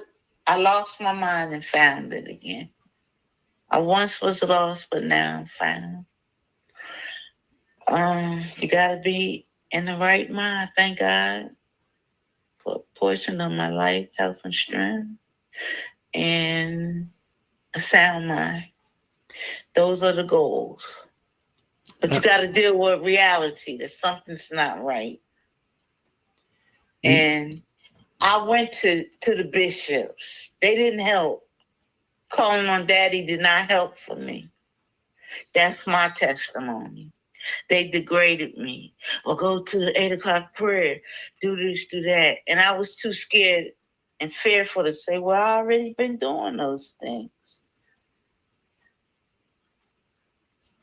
Now, you brought up earlier that at the time you had went to your pastor, and we spoke, so that you all know, in the viewing audience, so that you all know, we spoke earlier prior to beginning the interview, and I'd shared with our guest that we're to make this situation easier to hear for everyone, that we would not utilize names at all. We wanted to preserve their privacy, as well as be able to talk about this situation without directing anyone's attention to anybody, no matter who they are, but simply utilize there's people in this area, this organization. They might have had the title of whatever without drawing attention directly. But since you brought it up, and at times I'm sure you deal with currently forgetting certain things, has that been a challenge also, being forgetful at times? Yeah. Yeah. Okay. I have memory problems. Yeah. Okay. And I asked that so, again, the viewing audience would actually understand, by listening to your personal testimony, that the names did not come up because anything was planned at all. It was simply a mishap. Would you agree with that assessment? What? I said names or didn't say names? Any names that you mentioned tonight? Did I mention any names? Right. So I wanted to make sure. Have I mentioned any names? Yes, just a few, but it's all good. Did I mention? I know I mentioned. Who name did I mention? Well, you mentioned Mr. McCullough, Mr. Madison, and Mr. Cunningham, and which is fine. During your testimony, there was nothing that you had shared that's, pretty bad. But going back to what you said about Mr. Cunningham, he was your pastor at the time when you had went to share things with him, and it's fine. Yeah, I did say that. Yeah. Right. But now that he's in the seat as the bishop, what would you say to him if you had the opportunity to talk to him directly? Not only about your past. I want to tell him. I want to talk to him again. I called Porter Drive. I said, there has been sexual abuse in my family as children. And they said, have you talked to your pastor? I said, well, I'm not a member. That was after you began to pull away from the organization. That was like maybe a month or two ago. Oh, wow. Okay. And I said, I'm not a member. So another staff member was supposed to call me or talk to me. And when I talked to them directly, when I said I'm not a member, they said, did you talk to your pastor? I said, I'm not a member. They said, well, what you expect like the bishop to do? If I'm not They a said, what do you member. expect the bishop to do? Oh, just before I told him it was a house of prayer person, I told him who it was that raped and was raped in my family, who was raped by. Because prior to that, she thought that it was this incident, and I was coming to the bishop for, advice. She was like, well, what you think he going to do? So then that's when I said it was the member and my family who did it. And then I mentioned who the elder was that messed with me. And I don't think this person talked to me no more. And they knew who you were, though. Yeah, they know. Yeah. Yeah. Know. And with that in mind, if you could suggest for the bishop to implement in the organization, perhaps something to hold, or let me just, instead of me giving you, I don't want to lead anything or lead into anything. What would you say about the accountability issues in here, or the lack of accountabilities, that individuals doing things are not being held accountable for their actions? What would you say to Mr. Cunningham if you had the opportunity to talk to him directly, or anybody in leadership positions within the organization? I think they're not going to get it until it's total exposure. And then they'll get it. By it, you mean accountability? Yes, or to do anything to help the issue with the abuse that goes on. They're not going to believe. They're not going to believe we was taught to get over it by some of the bishops. Just get over it. Get over it. And that's so horrible. And then one person, because I would tell a number of people, why are you not in the house of prayer? And I would tell them what I thought. Such and such rape members of my family as children. Oh, they don't believe it. And one said, well, Bishop said, get over it. And I said, well, what if that bishop was raped as a child? And would he say the same thing? Treat people like you want to be treated. And have sympathy and compassion, but I don't think they're going to get it till you expose them. Oh, to reiterate, you have not seen or heard of any type of help, any type of program, any type of anything from the organization at all for people who are in situations of need? Nobody helped. I don't remember nobody ever helping me. Have you heard of anybody else getting any type of help from the organization that's been in? No. And I remember when I wanted to join the band, the president of the band, the band only had 4 members on it. He was possessed for kicking me up, not letting me be on this band. And he used my disability as a reason not to be on the band. Because she disappears. She stay away. She don't come out. And I was like, that's my disability. Now, you, most of your life or all of your life, have been in and around the house of prayer. Is that correct? Correct. Yeah. And so 63.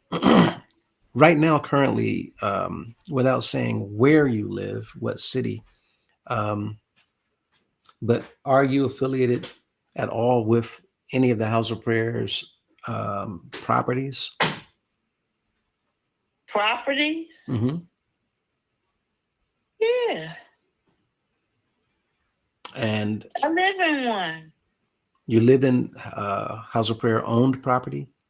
Yeah. How long have you? That's, I'm sorry. that's how mighty God is. People say grace. I mean, whatever. Y'all know my name. People say, how can you complain doing all this exposure, exposing, and you in their property? You live in their apartment. Well, see, we've talked about that. And what I've told people is it's not the House of Prayer apartments per se. The members have had a great deal in everything in here. And so It's like whenever the condo. leaders use the members' money that's been Yeah, contributed by them to build property or buy yeah. property, well, I have maintained that it's actually illegal to take people's money and use it without their permission or without their consent to buy or build a property and then to turn around and charge those members to live in those properties or to use it. There's a legal term that this is called, but without going there in that direction tonight, to keep this in alignment with your testimony, um, do you feel, besides what you've experienced, do you feel that the living conditions of your residents is up to par? No, sir. Are you going to tell it? Lord help me. Should I tell it? And again, you don't. I'm going to tell it because it can help other people, and exposure is good. Because of my disability, it was hard for me. Oh man, when I get depressed, I pick up weight. Hard for me to move around. I sleep and eat.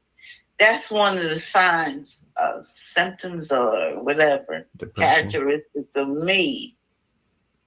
And so, yeah, I'm gonna get up and go to the post office and mail my rent. So a lot of times it will be late. I will catch up, be late. People I had that wanted to help me no longer want to help me, mail it for certain reasons. And I said, oh man, why can't we have the right kind of mailing system, electronic or whatever? So we don't have to worry about our rent getting lost in the mail. Come current, please. So I said, I'm going to go through rent escrow, put my rent in escrow, payment in escrow. Because things are not right. I backed up. And I don't want to take my money, my rent, and put it in the mail anymore. So By mail, you mean? That's the only way they accept it. And this rental office that's in these, No, they don't. You can mail these stuff parts there, but they don't want no. They don't want to be. Oh, come on, what's the word? Responsible for anything that you mail out through their office. They don't want to know what it is, who name on it, what it is, where it's going, nothing. And they turn it upside down on the counter so they don't go, and they and this is the thing, I haven't had many jobs, but one was in a property management agency where I was the bookkeeper and accounts payable clerk. So I never realized how important that job was. Here I am collecting checks and getting monthly reports out. And this office acting like this. Lord help us. Help them. I'm praying for the house of prayer that they, and it's going to happen. Too many good people are praying. God sees it all. You can't run and hide. He's almighty. You don't want to mess with God. So I'm in the process of doing stuff. I learned that if you're a senior and you have a disability, you get certain accommodations.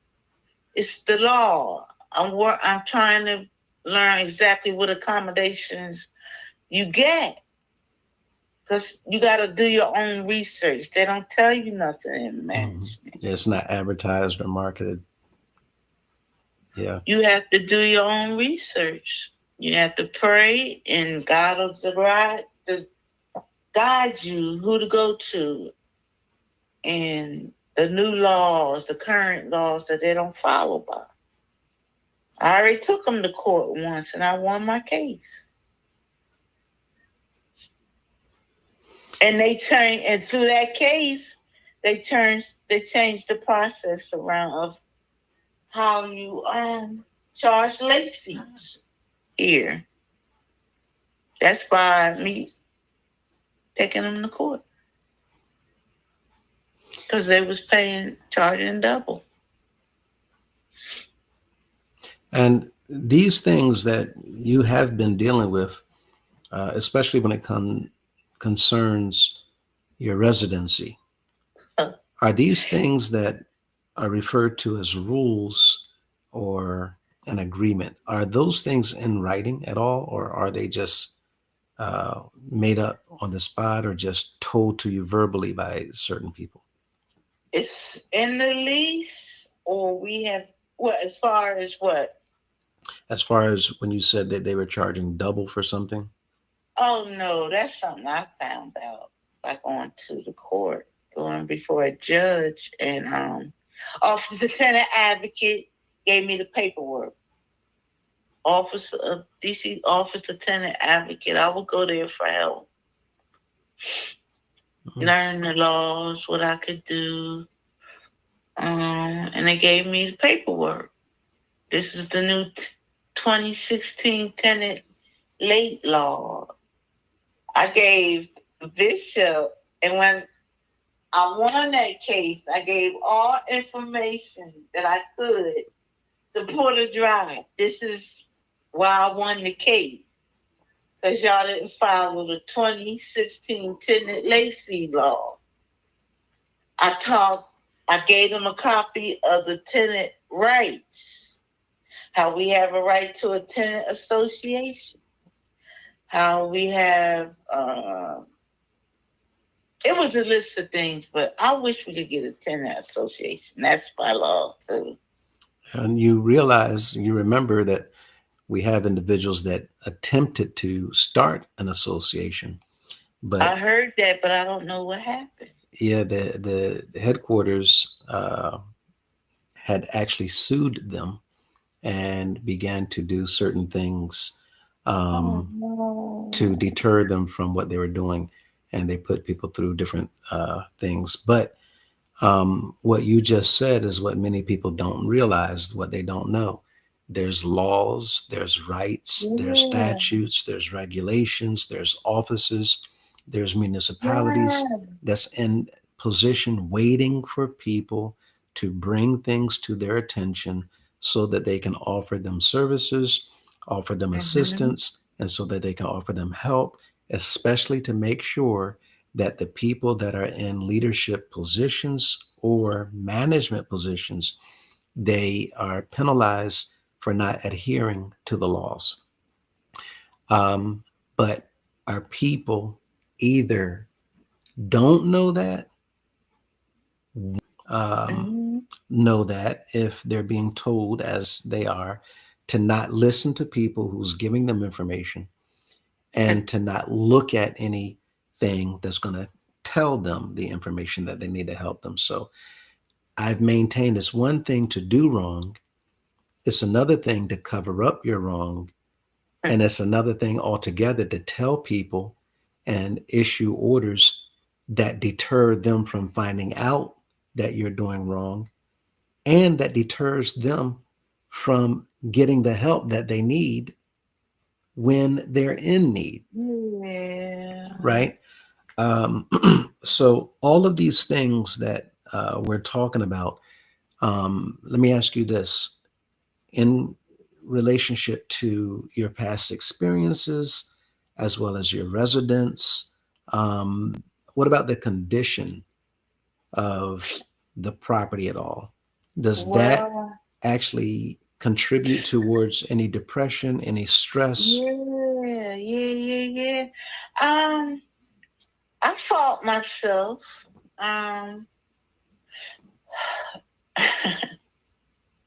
You know what? I go to Chat GPT a lot, Okay. and I put in my questions.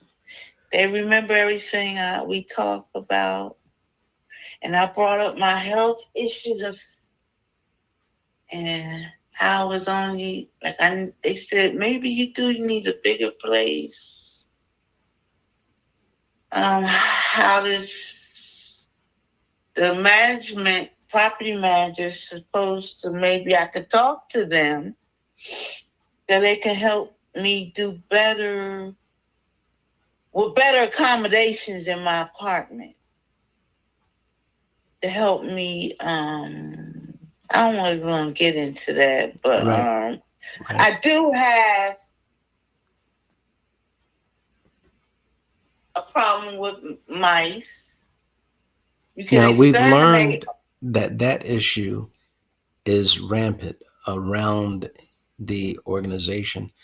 Many of the properties and many of the tenants have actually shared that that is an ongoing issue.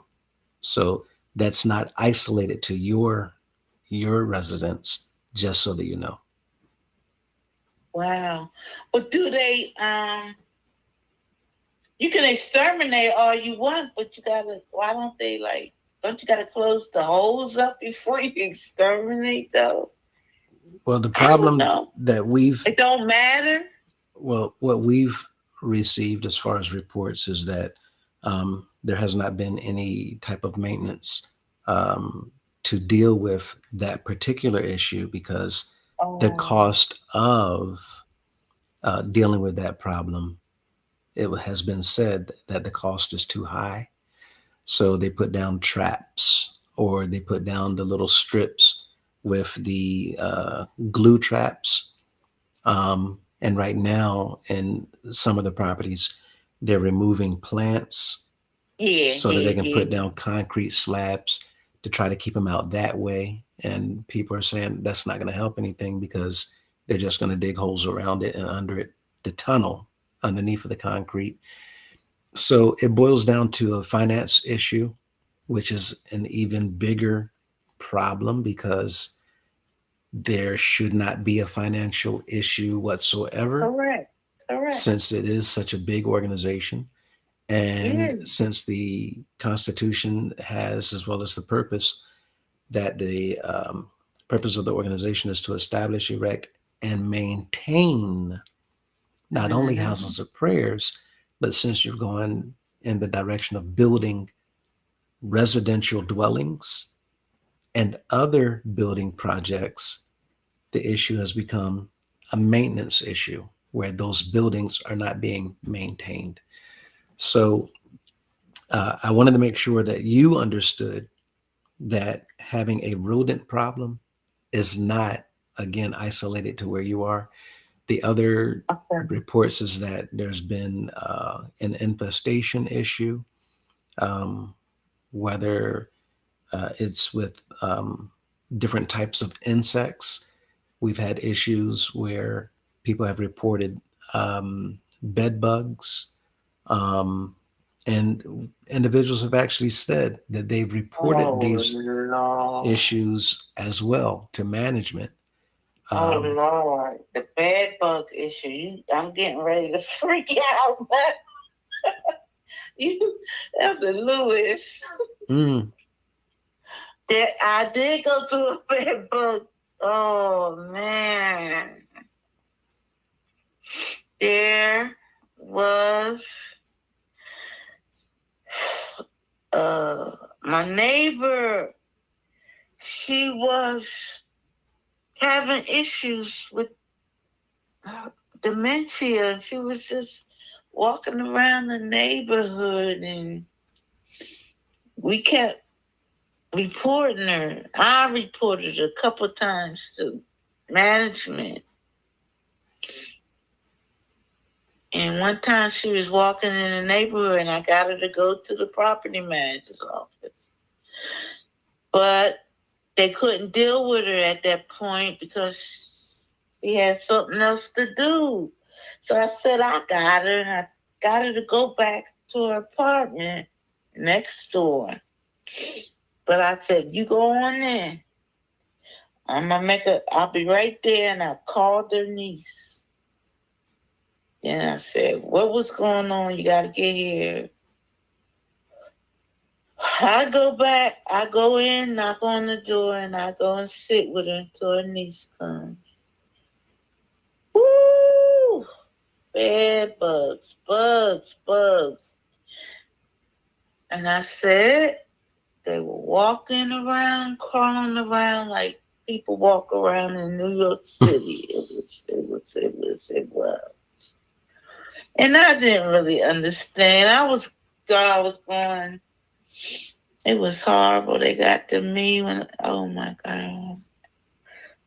And I had to prepare my apartment for extermination. Nobody helped me. It took months and months for me to get my apartment prepared for the bed bugs. They didn't help me, and that's part of See, it became an issue for me when I heard about some of the residents, especially the senior living establishments. Mm-hmm. And I don't want to, leave the impression with the viewers that we're talking about properties that are downtrodden and they're just horrible. They're not like slum properties. They're not, they look nice. They're visually appealing from the surface, right? From the outside, they look fine. Even inside, when you move in, they look fine. They look well kept. They look maintained from the outside.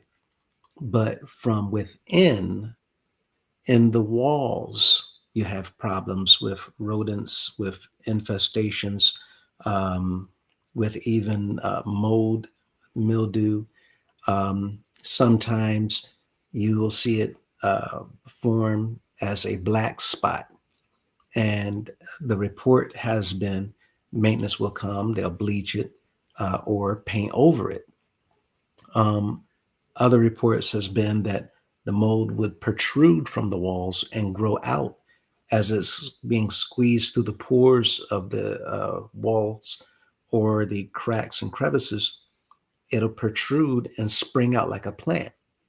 And individuals, again, might have been in a position where they can't maneuver, get around to do anything to it. It might be too high.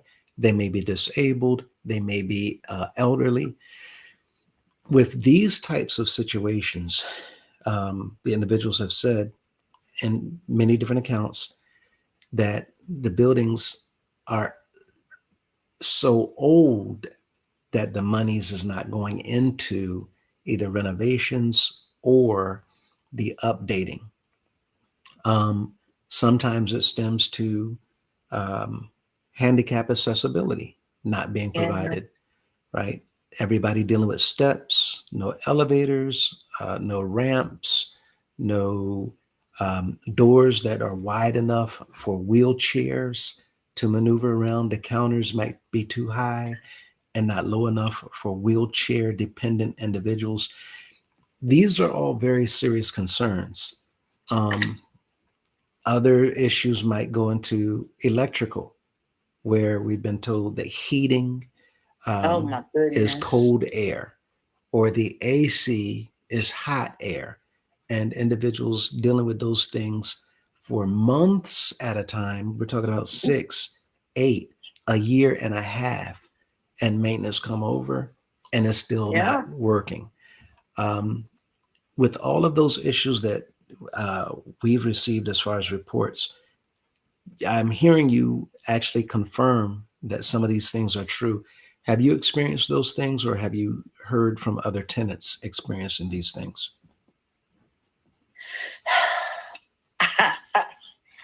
I love you. I love you, Lord. Don't answer if it's uncomfortable talking about it. No, because these are things I always wanted to talk about. And I just talked to someone how I have trouble with my HVAC system since I've been here, and that's been 2008. 18 years? Yeah, they come and they fix it, and then stuff happens. And right now, I won't even. They put in a digital thermostat. I don't really know how to use that. Did they give you any type of instruction manual or anything? The manual I can't understand. Maybe it's my fault for not telling them. Right now, I won't use it. I got a fan, a floor fan in my bedroom. One time it was just blowing out cold air.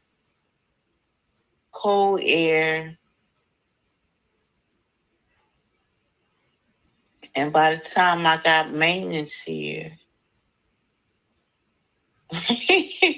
he put it up to 75. I said, no, I thought that was the answer. He come a bill for like, I would get credit. I haven't, because I know the resources. And my credit was, now I had to pay for my electricity for them couple of months. And I took something I would use to get food on, and I had to pay it towards the electricity bill. Or pay,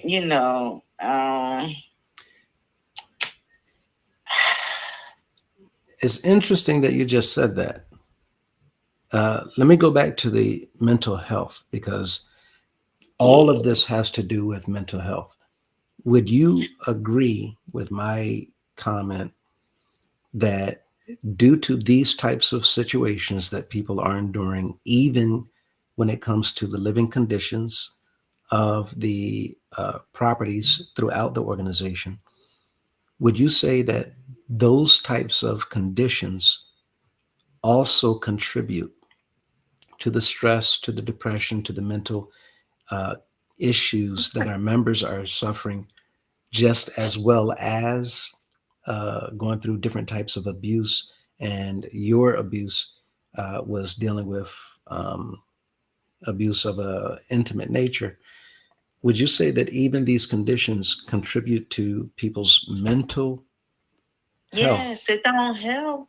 Mm-hmm. It doesn't improve it. It causes stress.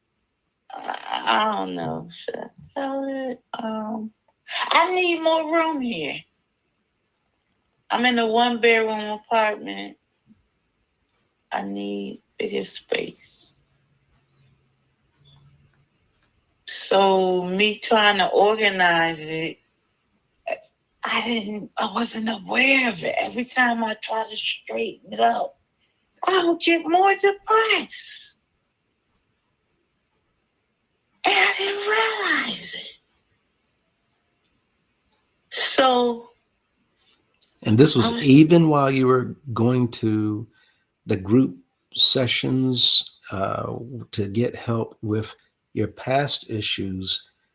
Would it be safe to say that while you're getting help to deal with your trauma from your past issues, that now coming back home would put you in a state of depression again because of the conditions at home? Conditions and that, yeah. Because when I would try to organize things,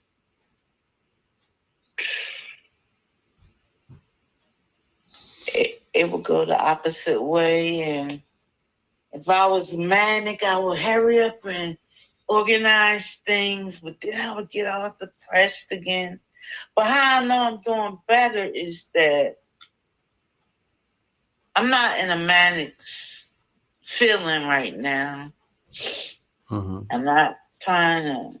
I'm not over energized, losing a lot of weight real fast and moving around real fast. And I'm going to be slow for now because the last time I was depressed, I went backwards as far as weight and energy.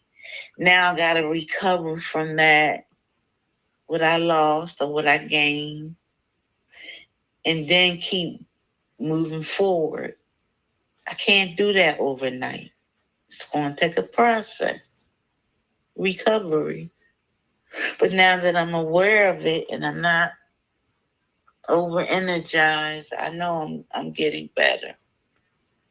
Now, as I wrap up my questions, let me ask you this. There's people that's going to say, when listening to the conditions of the properties, well, it's an easy fix. Why don't they just move? It's as simple as just packing your stuff and blah, blah, blah.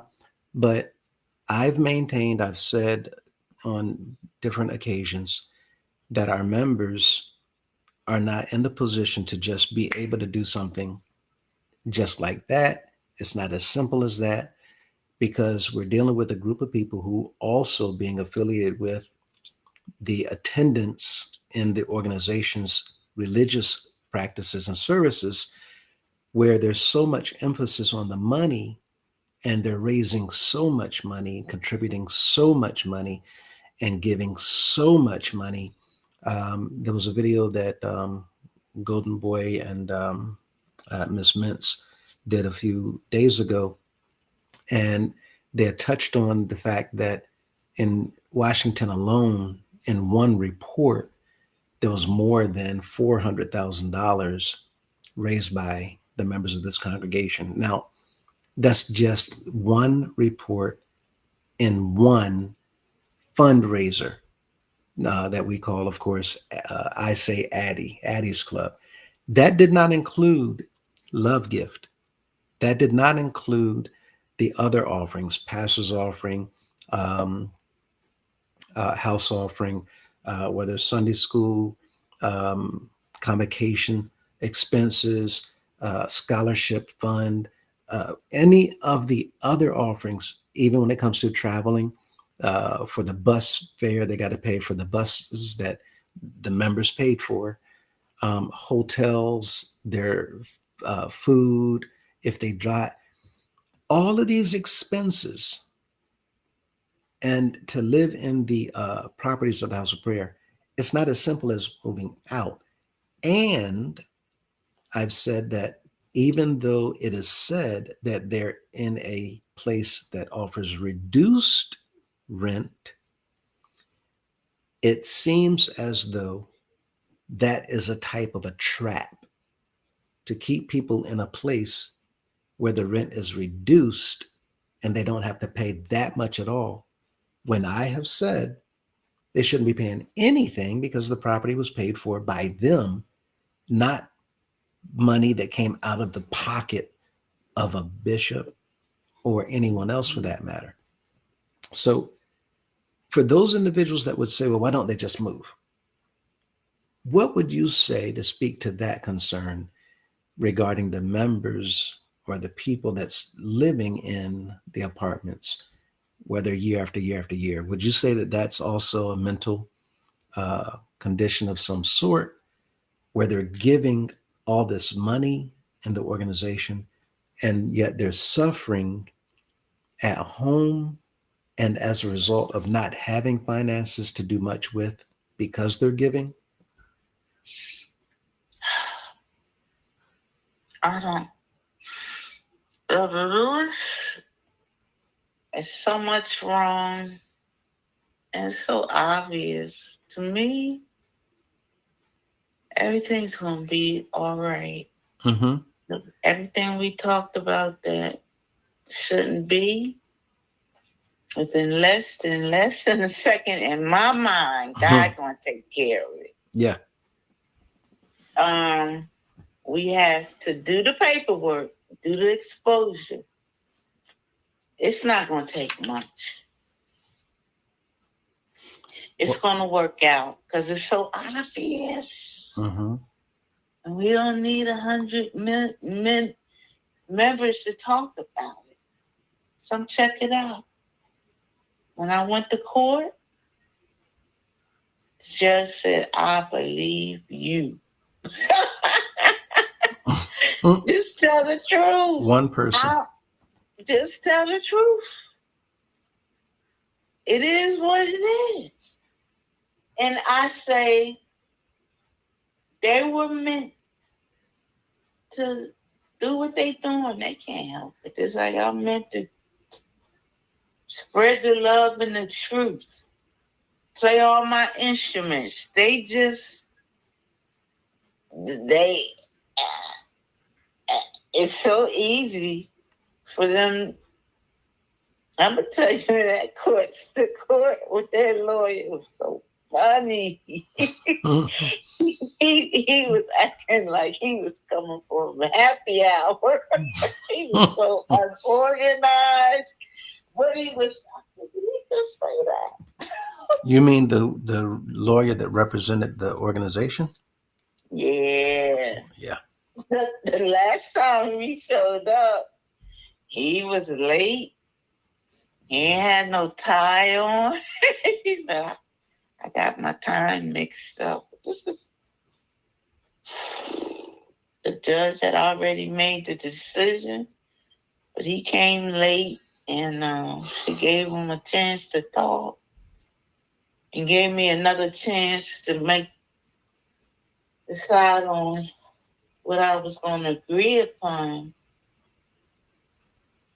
But they didn't want to agree upon what we agreed upon and what the judge signed off on okaying.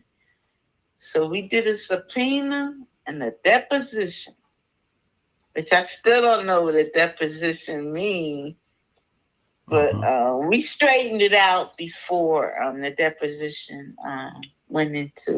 we went on with the deposition.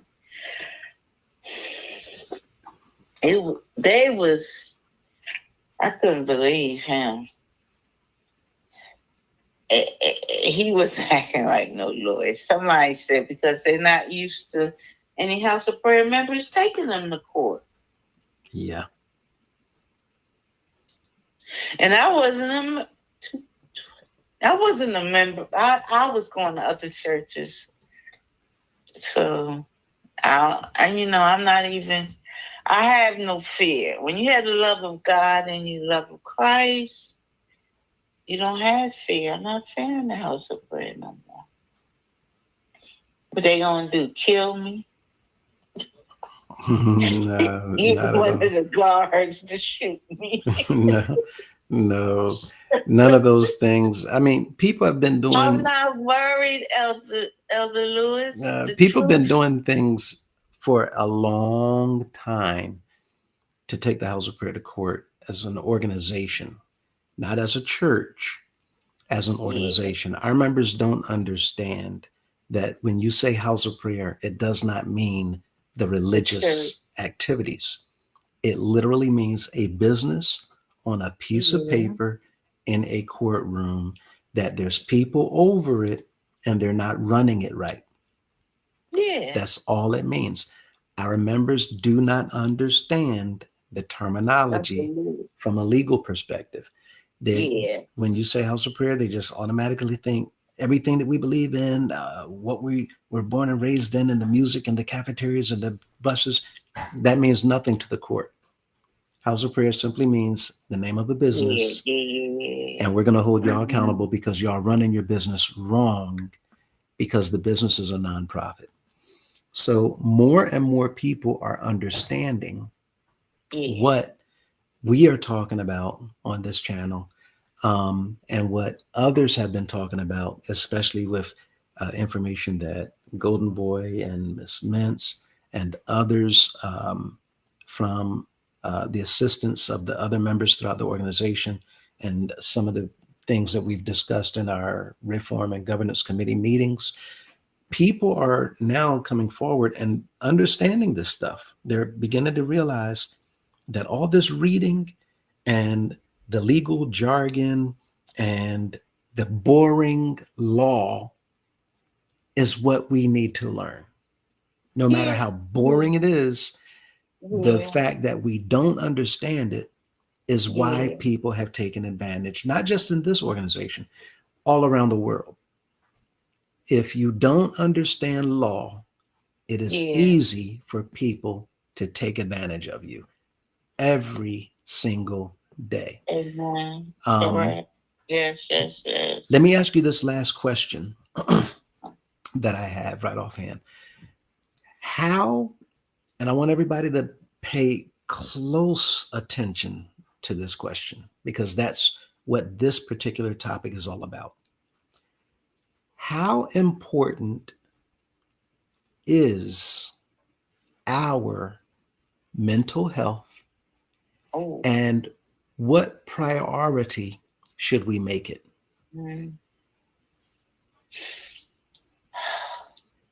It's part of your temple. We got to take care of our temple, our bodies, in order to live in this world, to serve God, prepare for our earth, our heavenly home, and to be at peace and have joy. You have to have mental stability. It's our temple. What does that include, making sure that we have mental stability? To me, when all the things that we've done over the years in our organization, our practices, have those things been productive for our mental health, in your opinion? no. Because it was always concentrating on the bishop. And I came second, third, fourth, fifth down the line, down the ladder. And since you have learned going through these experiences, albeit the hard way, and we're sorry that you had to go through those things, but looking at where you are today, right, versus back then where you are today is a much better place. How much better compared to back then, on a scale of 1 to 10, would you say that you are, since you are now taking care of your mental health? Yes. Like I said, Elder Lewis, I never felt this way. I just can't remember ever feeling as good as I'm feeling now mentally. Physically, I am damaged from all the years of the medication, the doubt, the depression. But I'm working on it. I have a good health system. I have a good insurance, but it may change with the administration doing their thing. Mental health. I know heart. Me and my brother talk about what's more important, your brain, your mental health, or your heart. I keep telling them your heart is important first, because if you had your heart wasn't sincere and loving, you're not going to have loving and sincere thoughts, actions. But if your heart is loving and kind and compassionate, God can work with you in a loving way. Can hear your thoughts. Can hear things, hear your need. You really want to be a good person. You want to serve. I want to serve you, Lord. You can just talk to them. But with me, I know I have a good heart and I have issues. Lord, help me out. Give me take away this whatever your will is, Lord. That's it. And I want it. Sometimes you have not because you ask not.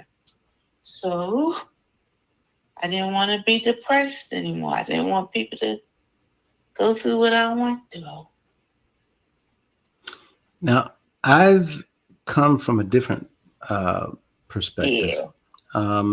I've shared with people, like you said, the heart is extremely important.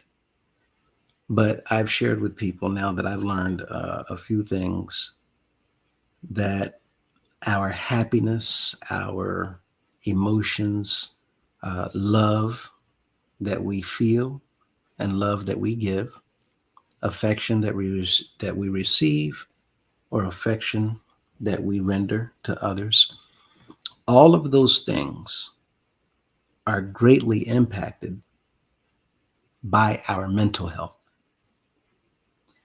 Our heart is affected by our mental health. And though we all know, and I would hope and like to think that we understand the importance of our heart, the underlying problem that many don't understand is that the heart is affected because of and by mental health. Because of stress, the heart takes a toll. Because of anger, the heart takes a toll. Because of trauma, the heart takes a toll. Because of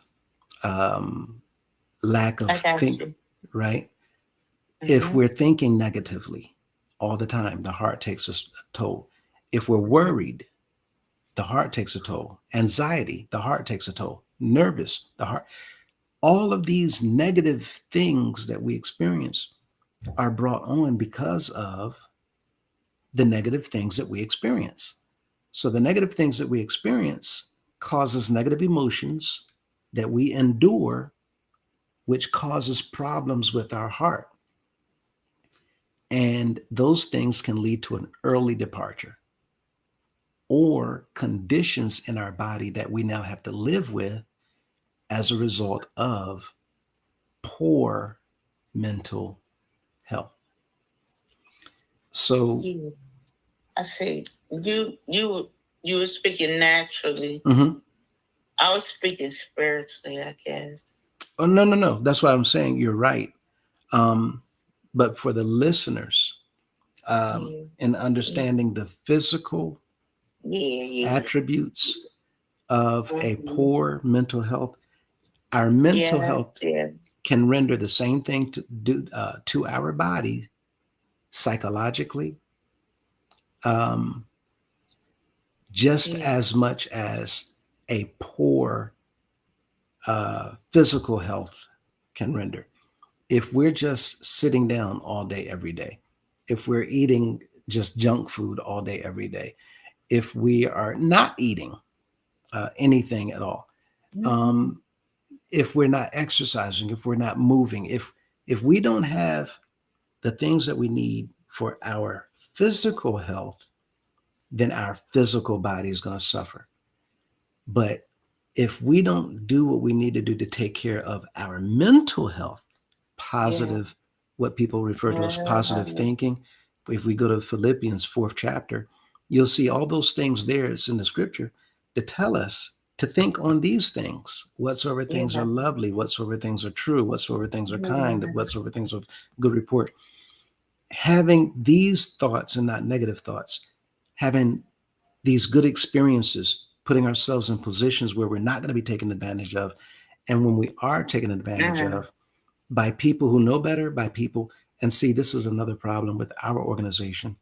And now I've learned many organizations are suffering some of the same things that our organization does because some of their leaders are doing the exact same things as our leaders did.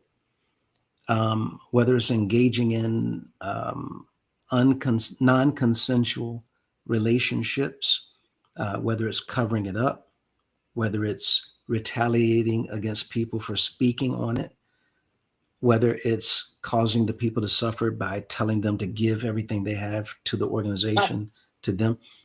All these things are taking place all over. But the problem is when we don't have anything set up to tap into as a resource to help individuals better their mental health, then it can become a slow decline into all kinds of problems until that person is gone. And therefore, there's some legal some legal issues, and things have tied back to certain people who have consistently done things that has caused other people stress, depression, anxiety, worry, fear, anger. Once lawyers have tied those things back to a certain person's actions, this is why they talk about a hostile work environment. Mm-hmm. Many people that have had heart attacks or strokes, they've suffered those heart attacks and strokes on Monday and Tuesday more than any other day of the week. Number one is Monday. Why? Because they're going back to a workplace that they don't want to go to because of problems they're having with people causing problems for them. Other individuals do not realize the onset of physical conditions, mental conditions, and illnesses and diseases that's been brought on by religious beliefs and activities because they're suffering under the hands of people that they put their trust in.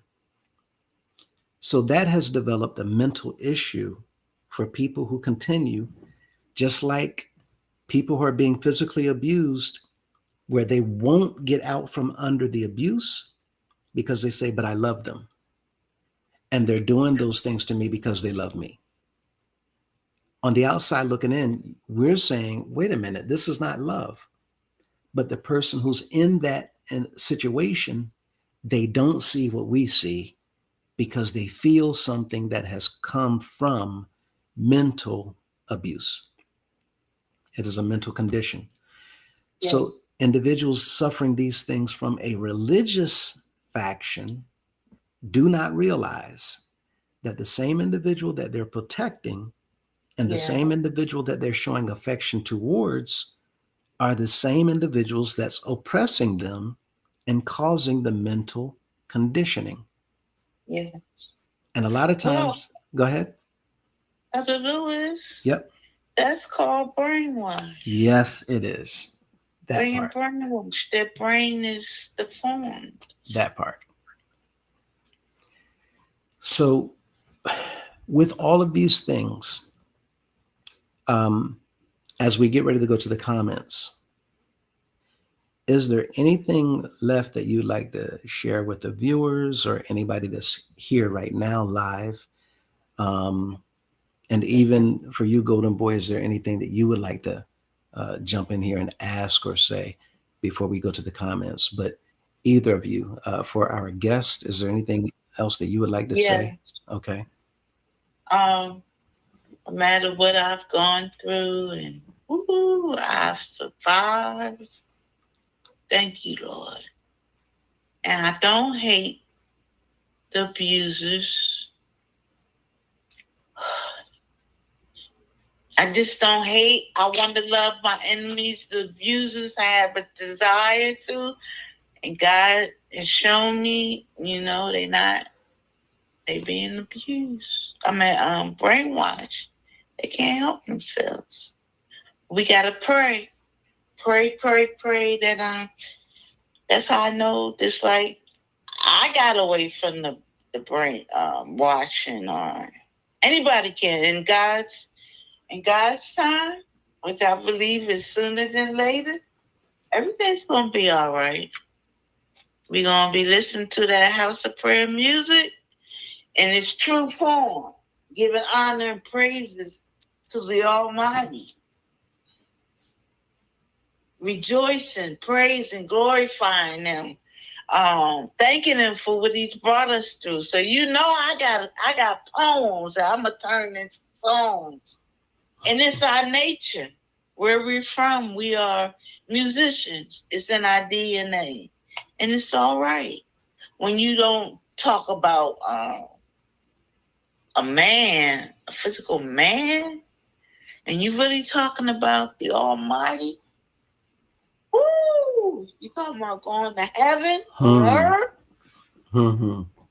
Make you want to do right. Mm-hmm. Okay. I love y'all. Well, I have a question for you. Anybody. Sure.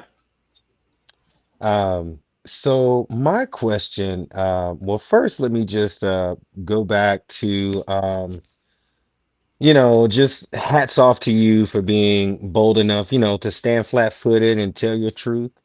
We are just tremendously glad that we are now able to provide a space like this, with, such a level of professionalism where we can actually make this happen. But with that being said, how does it feel for you today to be able to share your story in your own words, without having to worry about people who someone like myself may consider to be corrupt leaders or corrupt individuals, who are at fault for some of the things that you make mention of, being able to silence you today or sweep what you're saying under the rug? And do you think that it was therapeutic and a bit of medicine today to be able to share in the manner that you have? I wish you could see my smile. Now, what was that first question again, Golden Boy? And then we'll get back to this last part. Yeah, so Uh-huh. the first part was just saying hats off, but the second part is just like, how does it feel today to be able to tell your story in your own words without having to worry about people that I consider corrupt leaders, who are also at fault for the things that you make mention of, being able to silence you or sweep what you're saying under the rug? Um, is that a bit of therapy today? Does that help you to be able to have done that without fear of being silenced, without, you know, being treated like, because I feel like today we want to treat you like you are first rather than pushing you back, five denominations down, making it seem like it's not worth hearing you out and giving real attention to the things that you've been through. So I just want to kind of just get your feedback on that. Very good question. This is the thing. God is not, man is not in control. It's God's will. And I made a vow. I went through all that to tell my story. And I learned how to testify back in 1989 in Buffalo, New York. And I've been testifying ever since. I do poetry with my testimony. I won grants through my testimonies. I'm flying. I'm having a good time. And I'm not a liar. I want to be a liar. So what I'm doing now is what I promised I made a vow to do. So I'm feeling good. And it's just the beginning. That's what I'm saying. No matter what we go through, within less than a second, it can be changed. And it can feel so sweet.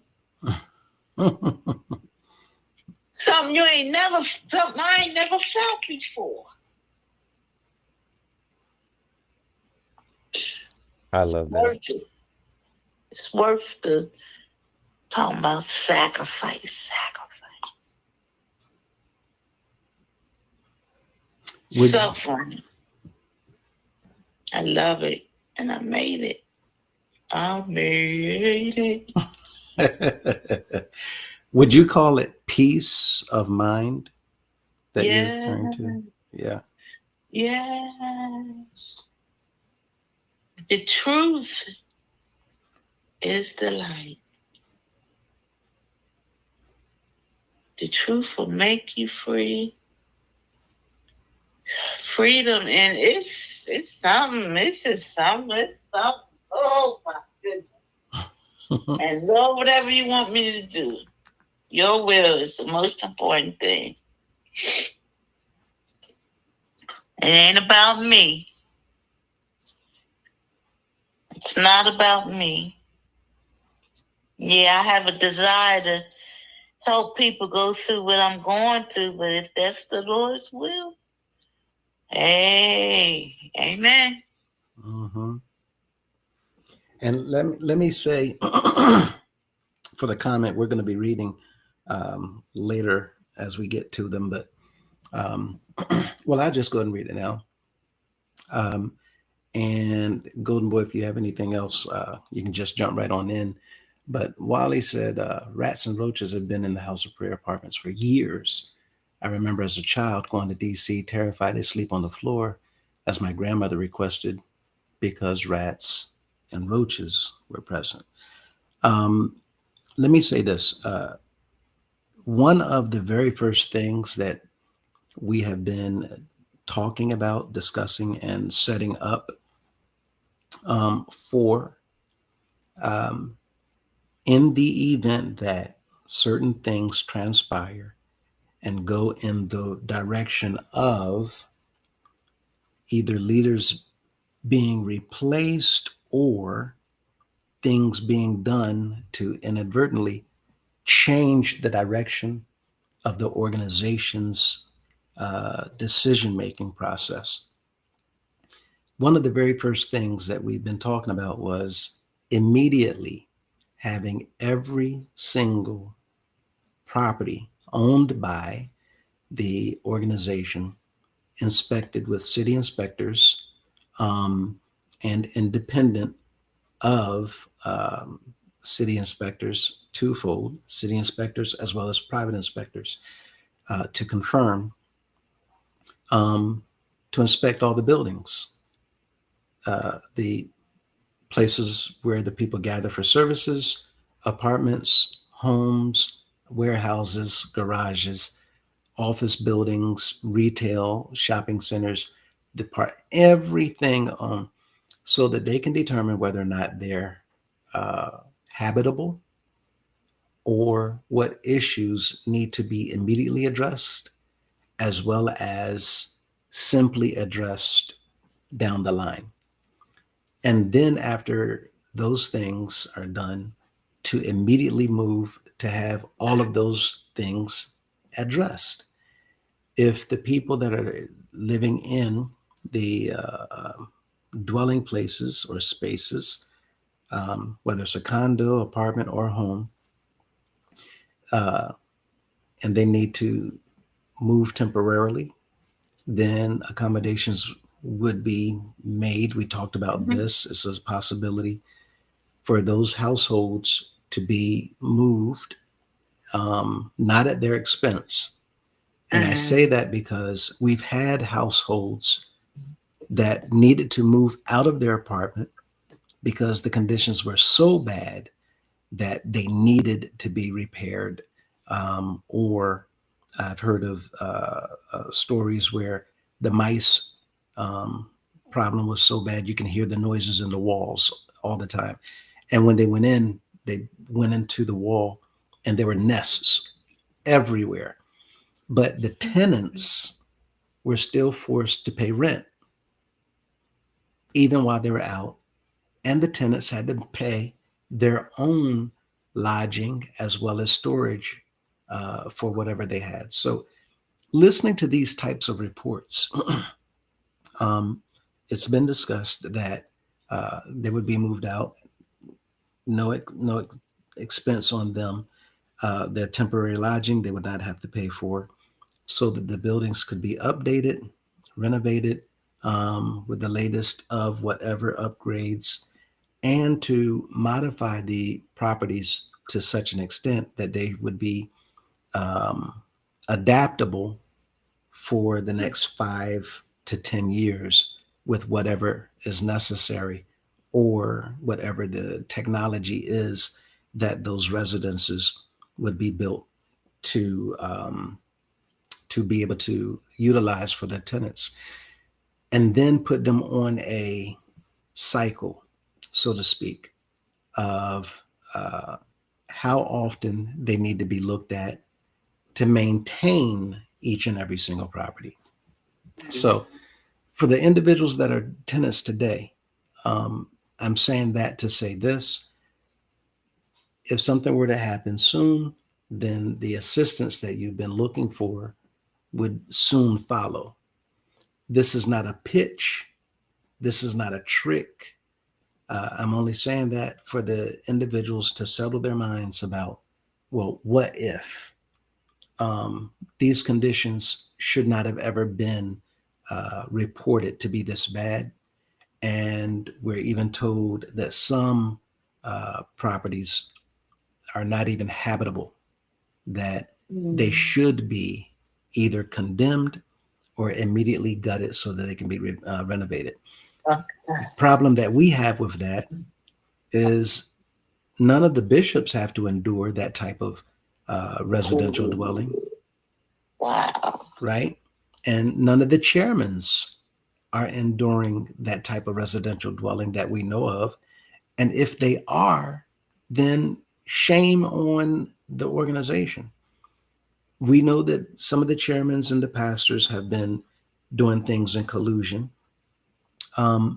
But the simple fact of the matter is that nobody in an organization that's a nonprofit, giving all this time, giving all the contributions that they give to such extreme enormity for over 100 years. This year would be the 100th year convocation that leadership has been talking about. We're going to celebrate, where we're saying celebrate. This has not been 100 years of celebration worthy incidents. Right? So many people have taken a step back to look at the things going on right now. And the members, because they're still being told, stay off of YouTube, stay off of social media platform, so they can't get the information that they really need to hear, but they don't realize as a result of not hearing the information that they're getting in their own way. The progress that we could be making literally is being hindered by the members of the organization that's listening to directives being given to them from leadership who does not want to do anything to help the members of the organization or anybody else for that matter. And this is the issue that we're right now confronted with. So I want to thank you especially for touching on some of those things and what you shared tonight. I thank you, Wally, for that comment. But at this moment, Golden Boy, was there anything else that you wanted to touch on before we go to the comments? No, not at the moment. Okay.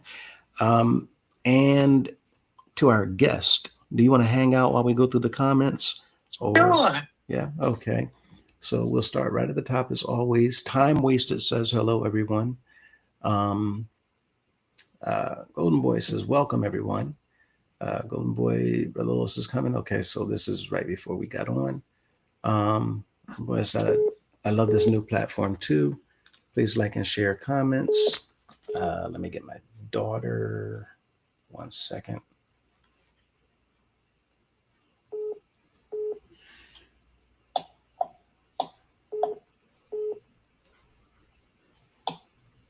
Okay.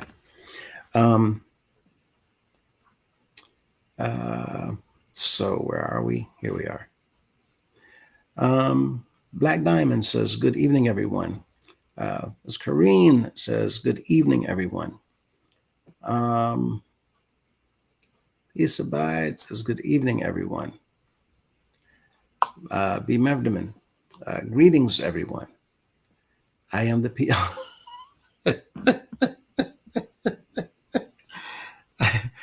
I am the PR. Says, hello, everyone. They know why I'm laughing. Miss Corrine says, welcome guest. You are amongst family. Talking to you. Um, Jamal says, good evening. Tiffany, hello all. Frankie says, good evening, everyone. Golden Boy says, bless you, caller. Talking to you. Lori Smalls says, amen. Um, the lives of him and her. Welcome, everyone. Please subscribe and hit that thumbs up button to show your support. Don't forget to set your notifications bell to stay updated. Email address is posted. We stand for right 2024 at gmail.com. Thank you again. As always, the lives of him and her. B. Mevderman says, sister, my heart and prayers go out to you. Mm. And anytime you want to respond in here, just jump right on in. Jay Banga says, that's one of the wildest things I've ever heard, being blessed by someone who took advantage of you. And it's talking about that comment that you had made, that parents were telling their daughters that it would be a blessing. Yeah. Golden Boy says, I know of people whose parents told them the same thing to confirm what it is that our guest had shared with us earlier. Said that they allowed it. Golden Boy says they allowed it because it was an honor to have him sleep with their child. They were also unable to read or write. And some of those very individuals that said those things were also a founding trustee. Now, again, for all of you who are listening and watching, there's information that we have yet to actually unveil. So sometimes you might hear different things that we may have read, we may have seen, and the information does project itself to actually mean something that we're saying. But as always, we have to conclude by saying these are our opinions as we look at this information, and individuals whose authority it is to come in and look at the same information, they will make those determinations. Golden Boy says they believed and were told they'd be blessed. Yeah, it was bad. Unfortunately I did hear the same thing coming from others. That was the report. Jay Banga says, yeah, the psychological effect that can have on a person. Shake my head. Is pretty bad. What these children, as well as early members and throughout the years, have endured, again, from individuals that they put their trust in. And we're not just talking about bishops, we're talking about ministers and pastors, we're talking about local elders, and not just those individuals, we're talking about women that's in positions around as well. We're talking about other men that may not be in certain positions of the ministry. And sometimes it's not always adults. Sometimes it's minors taking advantage of other minors, right? But these types of things are ongoing simply because you're dealing with an environment or an atmosphere that has no accountability. So when It's the culture. yeah, when people get reported, nothing happens because, well, I mean, this is, and you fill in the blank. And it gives the impression that this is normalized behavior because nobody knows what to call it. Nobody wants to call it anything. And it seems that people who are in positions to stop it or hold people accountable or bring in the authorities and allow the law to take its course, it seems that this behavior, as well as other behaviors, is not only protected, but it gives the feel at times that is being promoted. And yeah. So these things must be addressed. and more members are coming into agreement with the things that we're sharing. Let me say this. I just got a report last night by someone that was in Washington for services, and I didn't tell them what others had told me. But the individual had actually said in front of my wife that they were surprised at what they saw Memorial Day weekend. And I asked them, well, what did you mean? They said that the parade was smaller than ever. They've never seen the parade that small. They've never seen that few in number. They've never seen the sidelines empty, sidewalks empty, with the exception of when you arrive at the corner of 7th and M Street to go back around into the House of Prayer. And they said even there, the people were scattered. There was just a few people out there, hardly anyone. And they said when it came to the services on Friday night, when they went in, they said the aisles were wide open and clear. They said that they went up and stood right beside maybe the 6th pew from the front because it was just that wide open. And still there was seemingly space. But y'all know normally Memorial Day weekend is shoulder to shoulder, jam packed. You can't even get up the steps. But no one in the aisles hardly. They said for the Love March, for the Adult March, for the most part, he said he only saw the pastors and elders, and that was it. It was over. Then he said that during the Youth March, they sat back and watched all of this because they know what's been going around the organization and what people are listening to and watching. They said that the Youth March was just the younger elders and maybe 15 women behind them, and that was it. It was over. They said it was more grannies than both love marches. And at one point, well, I won't go any further because he began to go into what it was that the bishop had done later in the service, but I won't go there. But it surprised even me and my wife. And Maria, we said that, wait a minute, what? This is our first time hearing it. We knew it was bad. We didn't know it was that bad. And we're talking about DC Memorial Day, Friday night. We were blown. I said that to say this, that people are watching. People are listening. And if it was that way Friday night, that was before we even came to report about the events of the weekend.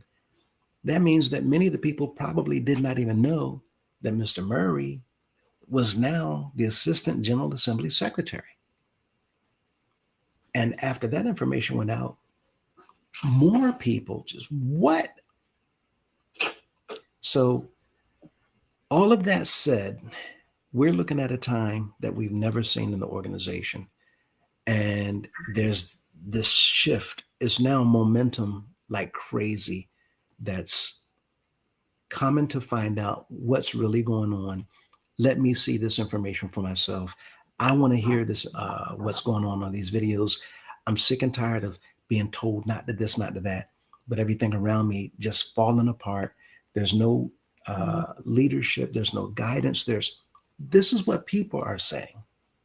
So to hear our guest's testimony tonight, it screams what we talked about a few nights ago, about the mental health of our members. Yeah. Right? And the need for us to address this topic because something has to give and the people are fed up.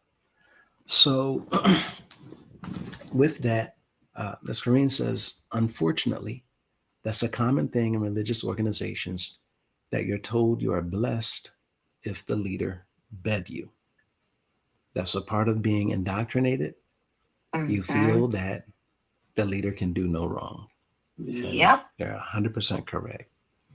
And it's happening in organizations everywhere where the person that you believe is a religious advisor or a spiritual type of guide or leader or father or whatever title you give them, you're entrusting this individual with your soul salvation. And people who believe in these people with everything in their being has given everything to them, including their body, because they believe in them that strongly. And I said earlier, in the courtroom, the law now knows that individuals are taking advantage of people psychologically while manipulating them to get things from them. Some of the things they're taking is money. Some of the things they're taking is their time and their services. Some of the things they're taking is their physical body. And the courts are coming down on these individuals and these religious organizations taking advantage of the parishioners to that extent. So we know things are coming. And thank you, Ms. Kareem, for that comment. Maria, my wife, says when someone is a minor, it's not the child's fault, ever. And a minister should be held at an even higher standard. I am so sorry for your experiences and the others who suffered. There's nothing I can add to that. In fact, when I said that earlier, it's because I saw when this comment had popped up. And so I just read out and echoed this exact message. No child is ever responsible or at fault. No matter what the child did in these types of situations, it is never the child's fault because the child is not the one who's supposed to make sure that nothing happens. That responsibility is on the adult. They're supposed to draw lines. They're supposed to not only resist, but even if they have to, correct the minor and take that moment to teach the minor. We don't do this. You don't do this. With no one do you do this. Take that opportunity to teach, because a lot of minors are scarred. A lot of minors have gone through things that people can't even identify with at home behind closed doors. A lot of minors have been put into a mental condition that they can't talk about because no one even knows. Minors don't do things for nothing, for no reason. Children don't make stuff up from their imagination in that particular area. They simply don't know. And if something is introduced to them, now that sets them on a path. And many times when children are doing anything that might invite people into something that may look a certain type of way, or it seems as if that they are encouraging whatever, it's because somebody's done something to that child. The adults are always held accountable. It's never that child's fault. Jay Banga says, yeah, that's one of the reasons Malcolm X got kicked out of the Nation of Islam, because he exposed the affairs of Elijah Muhammad. And there's many things written about those things, and people have come forward about different types of things pertaining to leaders and other organizations. And it blew people's minds because never would they have even imagined, right? But this is going on. And we talked about how in this organization, even the leaders, bishops, and you hear from an individual tonight that not only have they gone through different experiences with ministers, but how their family members experience things with the top in this organization. So when I say that there's others that's waiting to come forward, they want to make sure that their voice makes an impact and a difference in a place where decisions can be made to turn all of this around. For our guest tonight, they wanted to come on for the last day of mental health month and address this topic. And we're grateful for them because this is such a necessary topic for us to be discussing. Thank you, Jay Banga, for that comment. Golden Boy says a complete breach of duty of care. Exactly.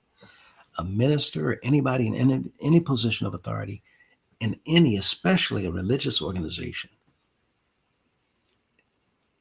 one time is too many. One time. The first time it happens, done. Done. No question, no ifs, no ands, no buts. Done. That's what should be taking place. And if we had things like that set up, then we would not have this culture with this problem. A complete breach of duty of care. Pastor talked at secretary table. No follow-up. Didn't care. And that's what Golden Boy is getting at when he talks about the fiduciary duty of care. You are obligated by the law of the land to care for the members of your congregation. If you call yourself a position of office over a group of people who are tax-paying citizens in this country, you have a duty, according to the law of the land, to care about those people that you claim to be over. And that is a complete breach of duty of care. Ms. Corrine says, Miss Guest, you brought back a memory when I was a maid that I had buried for 50 years that I totally forgot about. Wow.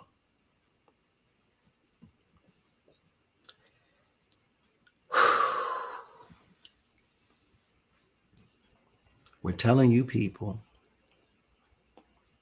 this has been going on, and the maids have been put in precarious situations where they don't know what to do. They don't know who to go to. They don't know who to tell because they're little girls. Who's going to believe them? And not only are they talking about grown people, adults, taking advantage of them, but you're talking about the man that everybody puts their trust in and believes that he can never do anything wrong. How can a little girl go to anyone and talk about the things that this person might be doing to them in private? I'm sorry to hear that also for you, and even sharing that comment. We know that this is a difficult subject, but again, the platform is here for a myriad of reasons that individuals can come to find healing, to share their story, to assist in reaching out, to put truth out for individuals to know what's going on behind closed doors or what has happened even over the last 100+ years, so that this can get fixed. Thank you so much for sharing that comment. Ah, I am the PR. Talking at the secretary's table shows that the pastor did not want to indulge in a private conversation and was pretty much brushing her off. Yeah, that that's exactly the impression that I got. That's exactly the impression that you heard from her that she had gotten. And you hit the nail on the head. It was a brush off, and unfortunately, we have members that deal with that far too many times to even tell. And it shouldn't happen even once. Thank you for that comment. Ms. Corrine, I'm sitting here with the same nervousness, feeling, oh, Ms. Corrine says, I'm sitting here with the same nervousness feeling that I felt on that day. And I never told anybody because I thought it was my fault. And I was a teenager.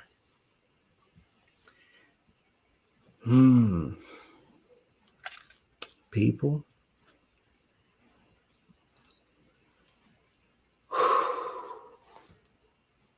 members of the United House of Prayer for All People, you all need to tell every member what you're hearing, what you're watching, and what you're witnessing tonight. And you need to tell every single member that if they don't watch any other video, they need to watch this one. Anybody that is wondering whether people are making up stories or lying on anybody, have them watch. Tell them to watch. If you can bend their arm to get them to watch this video, have them watch.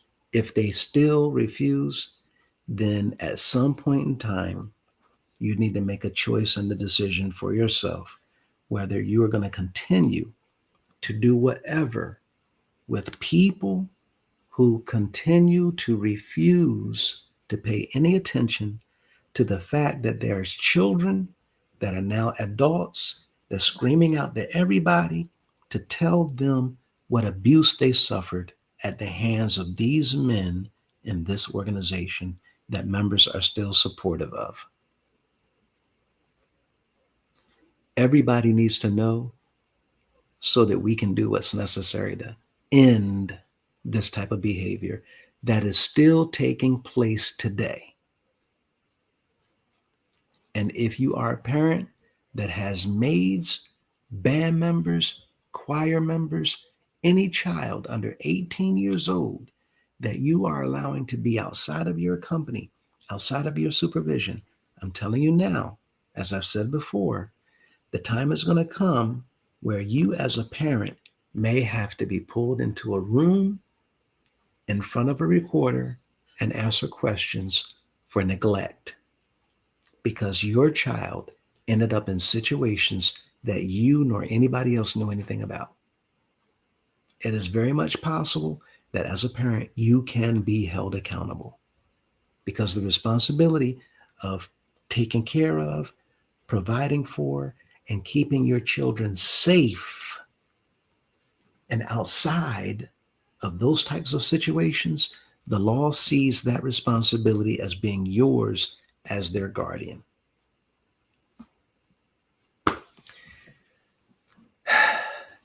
I'm so sorry, Miss Corrine. I call her Aunt Corrine.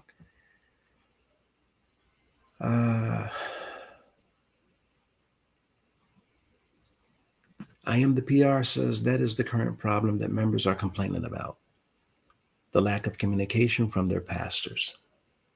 This is why members refuse to talk to their pastors about what is currently going on. And again, 100% right. We have a recording that we've played where a young lady came to talk to her pastor because she was going through some things. And the young lady recorded the conversation. because the pastor took advantage of her. People, let me just read through the comments. Jay Banga said, I'm sorry to hear that. Kareen, shake my head. I can't imagine what you've had to go through on a personal level. Kareen says, thank you, Jay Banga. The lies of him and her. Says, members, I know this is hard to hear, but please protect our children at all costs. Stay involved, stay vigilant, and never stop asking questions. Their safety and well-being must always come first. Let me say this also. Thank you again, the lies of him and her. Everything they said, we should take it and run with it. But just because someone is 18 or over does not mean we forget about them. Many of our 18-year-olds, 19-year-olds, young adults, middle-aged adults, older adults, and even senior adults have also suffered this type of abuse at the hands of people that they trusted. And they were too humiliated. They were too embarrassed. They were too taken aback to tell anyone out of fear of what others might think, what others might say, and how other people might feel. There's many people that's not saying anything, even though they've suffered this type of abuse, and many of them on more than one occasion. And many of them on more than one occasion by the same individual. And some of them on more than one occasion by other individuals. There seems to be this thing that doing these things, nothing's going to happen. I'm not going to share names, as I said I wouldn't before in another video, but I know of young men who has been told by state chairmen that if they work with them on certain positions, they can do things and even have any woman in here that they want. Nothing's going to be done about it. I dare.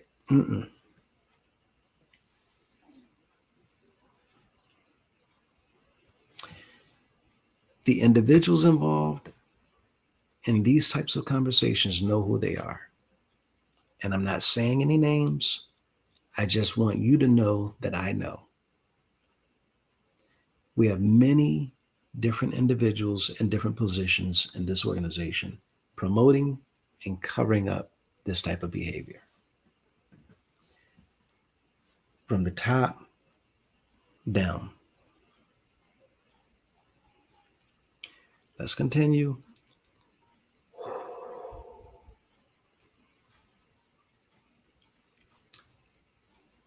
Miss MINTZ, we read her comment earlier. She had to get off to take care of some other issues. However,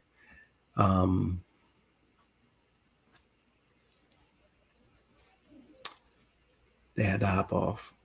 As you speak your truth today, I read this earlier, remember you're walking in the authority of a conqueror. The past has no power over you because you're safe in the arms of God. I know, and I'm going to say this again. There's people watching this, and this is hitting you hard. Some of you is hitting you hard because you know of a family member that suffered these types of ordeals. Some of you because you have a sibling or a daughter or a son. You have friends that have suffered this type of ordeal.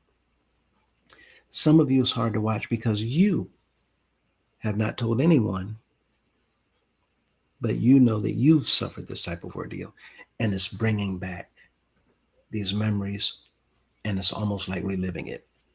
We apologize for the sensitive nature of this topic.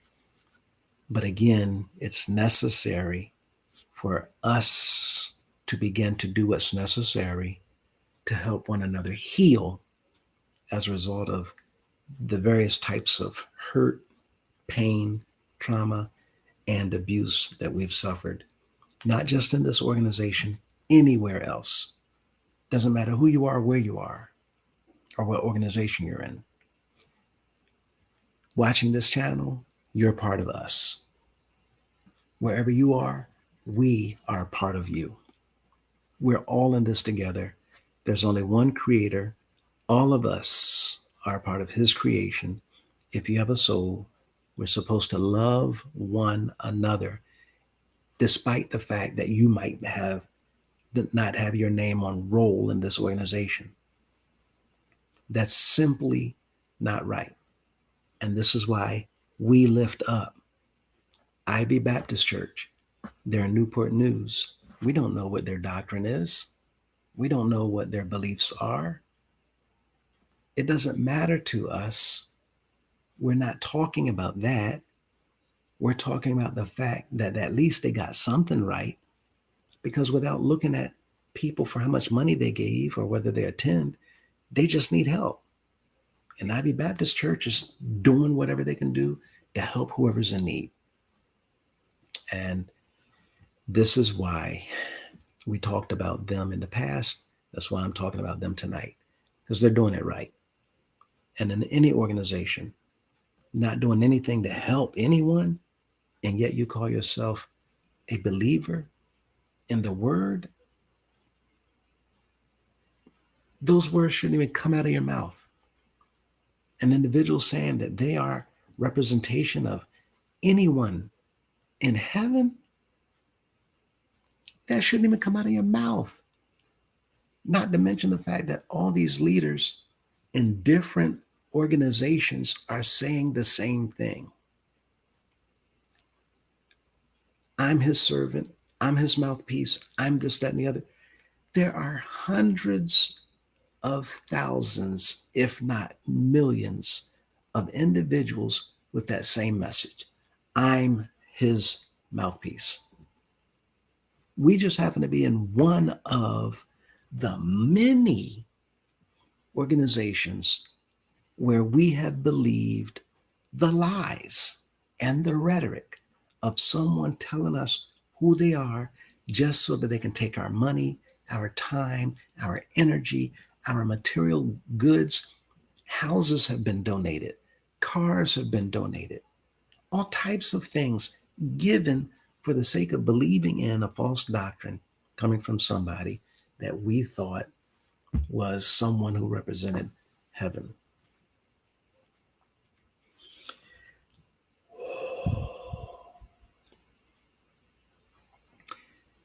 Miss Mintz, we thank you, and we hope that you are okay as well.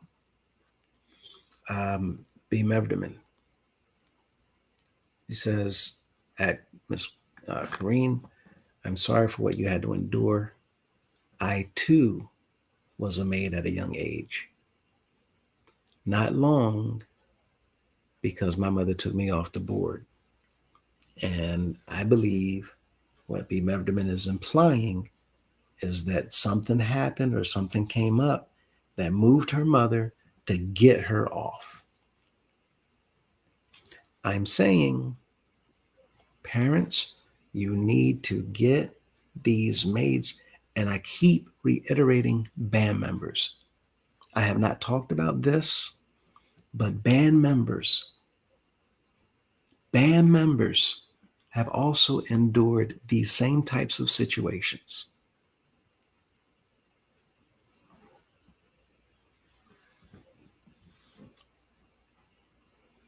We haven't had an individual come out yet openly to share with you all, because it's humiliating as a man for some of these individuals to talk about it.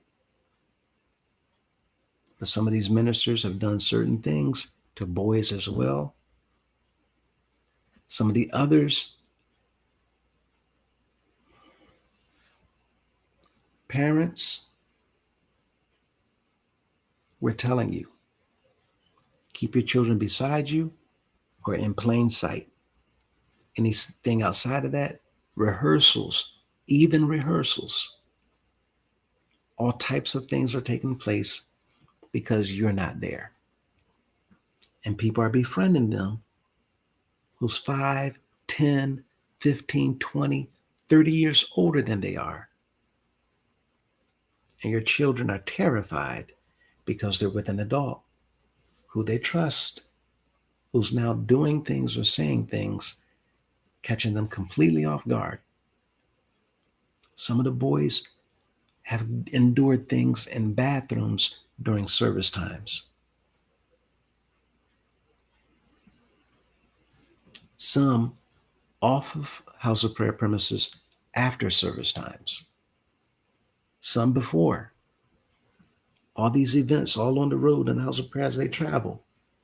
Many, many, many things going on.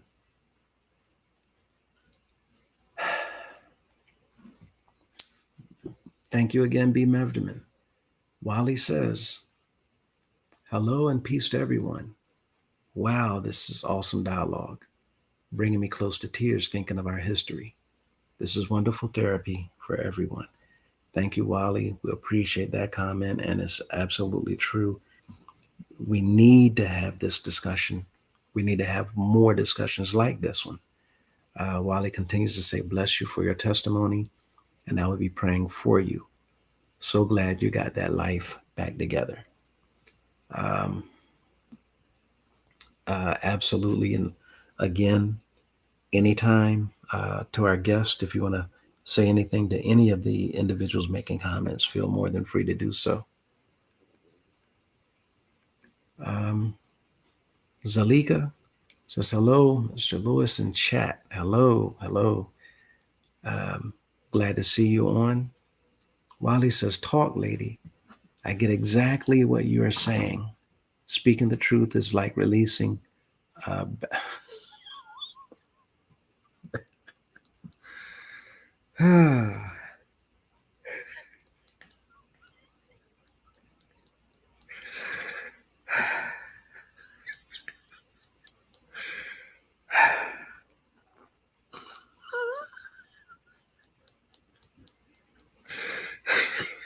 Don't laugh. Don't laugh, Brother Lewis. Don't laugh. Listen, I'm trying over here. Stop it, please. Oh, gosh. Just out of Oh, nowhere. Oh, Wally, Wally, Wally. yeah, that's a good one. makes you makes you feel so much better. When you lie, you run and you hide. Mr. Cunningham. Oh gosh. Talking about Mr. Cunningham running. And wonderfully put is for the guest. What you said. I caught that, but I didn't. I didn't want to go in when our guest said it.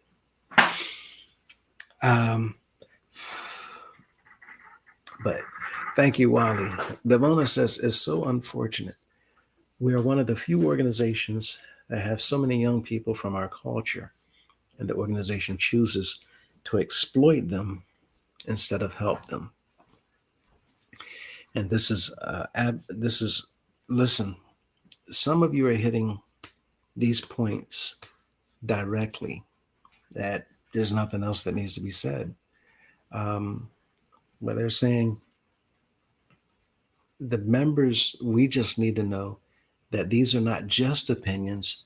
Some of these opinions, even though we have to refer to them as such, are factual. The evidence is right in front of us. It's right here. There's no denying it. Thank you, Devona. Oldmoy says, but you are still a member, to the guest. Yeah, even though your call was a few months ago, you are still a member.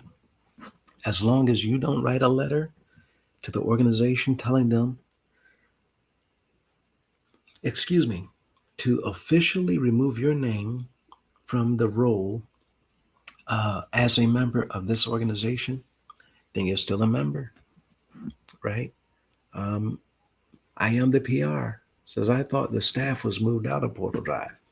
So I wonder who she talked to a few months ago. It might have been Debbie.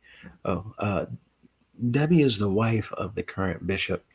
And it has been stated, and many people have confirmed that the staff was moved out of Portal Drive and they're now in one of the offices besides Charlotte Mission, excuse me, as well as on the third floor of 6th and Elm Street above cafeteria, the pool area. They're utilizing that area up there, which is why it's closed off now. They put up um, it's like a blur tape. You can't see through the screen. It's been blacked out, but not with the black. It's a clear, foggy looking cover, so you can no longer look into the windows of the area of the baptismal pool. The reason why they did that is because the Portal Drive staff is now on that third floor. And you will notice that frosted glass, thank you, frosted glass. Um, and it's a film, a tape that they put up like wallpaper, has adhesive. You just roll it out onto the glass to block out the view so people cannot look in to that area. Um,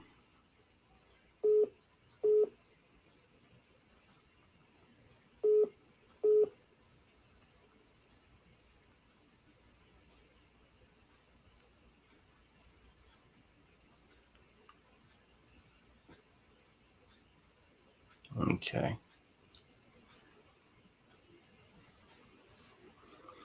Um,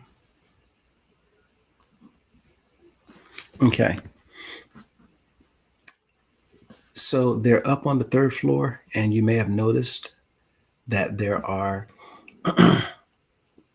cameras now inside and outside of 6th Street, 6th and M Street. That was not for the members. It was not so that you can see what's going on in the services. It was not for anything other than, in my opinion, for the staff to be able to monitor the outside activity outside of 6th and M Street, since they have the third floor that they're conducting all of their business inside of.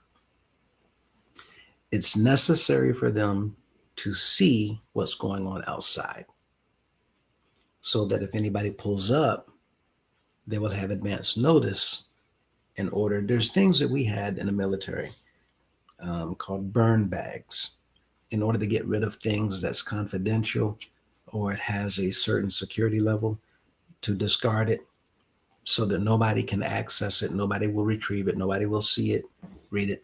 It's called a burn bag.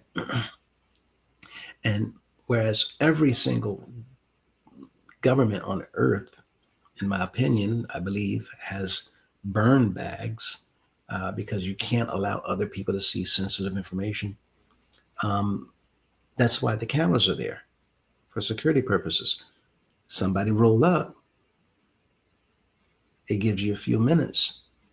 Pull the plug on things, get rid of things, dispose of things. That's the purpose of the monitors that's now at 6th and M Street. Again, I believe.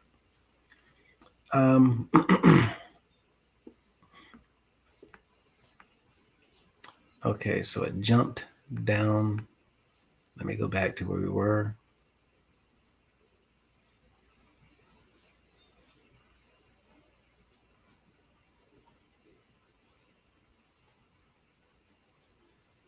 Okay. Thank you for that comment. I am the PR. Maria says, that's true. You are a member.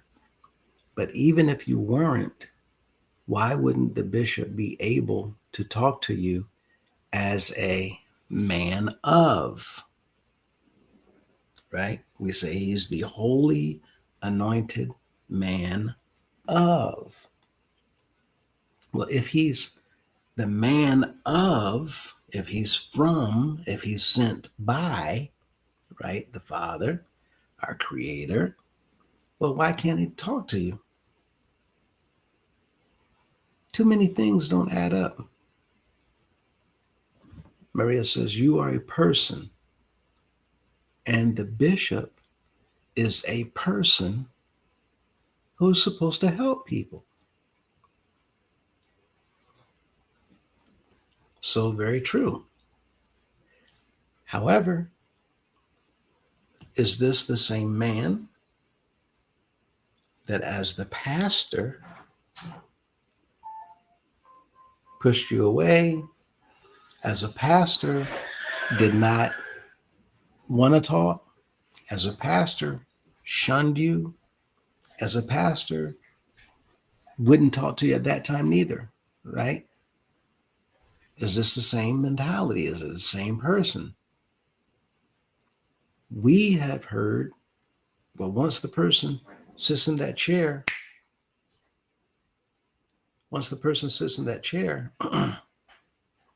they're not the same. Looks like it's the same person. But thank you, Maria, for making that point. Extremely, extremely good point. Miss Maria says, heart broke, and yet the heart has been repaired. What's interesting is we don't have any modes within our organization to help repair the hurt, pain of anyone. That's what it looks like. And when you're looking at the top positions doing nothing about these types of situations, what can you say? Zalika says, by law, it does not matter what religious organization it is. They're required by law to report any sexual abuse, etc. These organizations can be held accountable by the law if they don't report it. We've been saying all this time, when it hits the fan, it's going to hit hard. And they know it. We have not been making this stuff up. We're not on here so that we can make people look bad. We're not on here to insult anybody. We're not on here to target and attack. No. These are the facts. And this type of information and all these other revelations that have come through research, whether it's Miss Mintz, whether it's Golden Boy, whether it's myself, whether it's anybody else, we have individuals coming out and telling you. This is like a Me Too movement. Me Too. It happened to me too. Can y'all imagine all the people if they were to come forward? The numbers of individuals in here, the numbers of decades that it spans, the numbers of generations that this type of behavior has affected. We now have grown people that are children of these types of incidents. We have adults that literally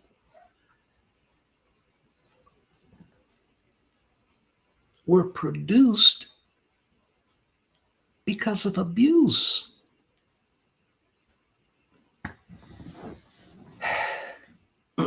Let me move on. I'm trying not to. Oh, thank you, Zalika. So thank you for making that point.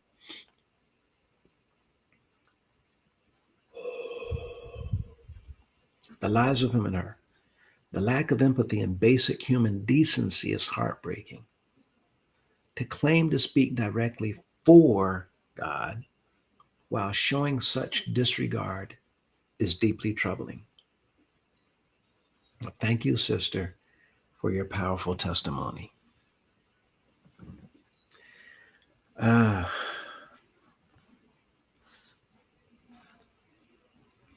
thank you, the lies of him and her.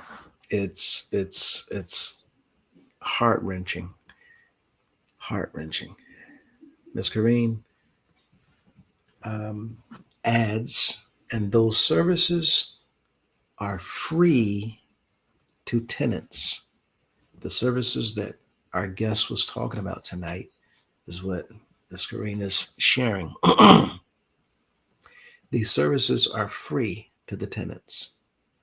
When she talked about the rights that you have as a tenant, all those things are provided for you. They're waiting for you to come to them with your complaints. They know that people are doing things. They just don't know who they are. You go to them with a complaint, they will go and take care of it because they should not be putting you in a predicament to where you need to make a complaint about anything in the first place. I am the PR. The members who reside in the House of Prayer apartments have been living by the fear of intimidation for years. They won't speak out because of their fear tactics. This is also true. It seems that the leaders know that if they intimidate and keep them in fear, they're not going to do anything. We just saw confirmation of that last week on Friday for the General Assembly and all the events that revolved around the General Assembly. However, I said, no worries. Things will be unfolding, and the General Assembly was not a loss. You all stay tuned. Ms. Green says that not only will the concrete not help the rodent situation, but they're already in the walls of the building. What is putting down concrete going to do if they're inside the walls? Make it make sense. Thank you, Ms. Kareen. I am the PR. Says facts, Kareen. Those apartments haven't been renovated since they were built. Way, way back. We're talking about 40 plus years.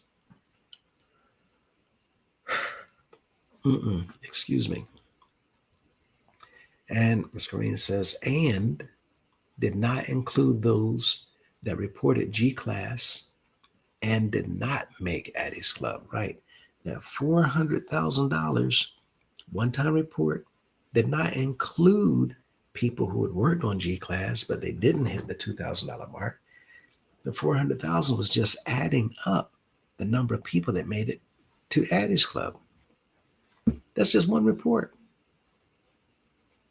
One report. Can anybody guess how many reports the bishop is receiving in G-Class per year? If you think about that number, then you would begin to get the idea of just how much money is pouring in here.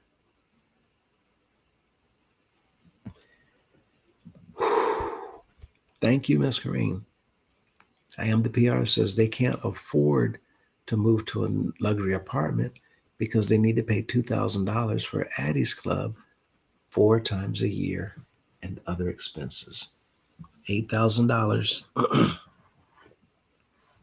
And for those of you who believe that H Street beat, that they were on top of 6th and Elm Street, then I'm telling you, that's exactly why they report those things, because they know people are going to believe it. The leaders have lied so many times, all the time. You just don't know what anything that they say, whether you should believe it or not.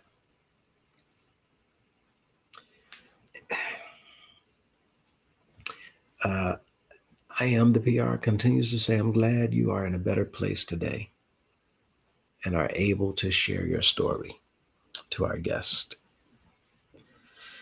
And Wally says, thank you, I am the PR. Wally says, rats and roaches have been in the House of Prayer apartments for years. I read this earlier. I remember as a child going to DC, terrified to sleep on the floor as my grandmother requested, because rats and roaches were present. Wally said that should be rats and roaches would run throughout the night as we slept on the floor. That was the early, somewhat 80s, and that is a shame. Yeah, and here we are, 2026. Early 80s to 2026 is 40 years later. 40. Make it make sense. I am the PR says advance notice to shred or burn all of that corrupt documentation. So he spent money for the frosted glass and cameras, but cannot fix the apartments. Right? That part.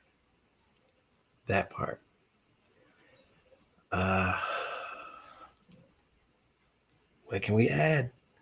We've been telling you. The members don't understand you're being duped. We've been telling you. Keep paying attention. So just keep paying attention. Watch what comes. Thank you, I am the PR. R. Smith says, this is so mind-blowing. I've learned a lot on this night, which brings that passage of the book to so much magnification. And ye shall know the truth, and the truth shall make you free.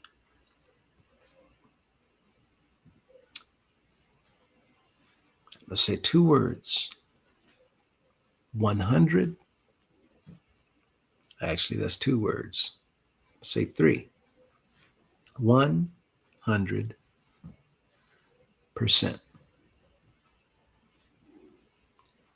What R. Smith said. The truth is coming out. No matter how many times the members of the organization are told, do not watch YouTube, stay off of social media. The members now understand that they're being told that because the leaders don't want the people to know what they're doing behind their backs. They don't want the people to know all this corruption. They don't want the people to learn their rights and the laws of the land. They don't want the people to know what they can do to them while they take from the people, use all this money in this organization, not for anything other than their own personal lifestyles. The members are now finding out that as much as we've loved, obeyed, supported, exalted, believed in, and trusted you, the members are now learning that you've been taking advantage of us the entire time. You've known about this.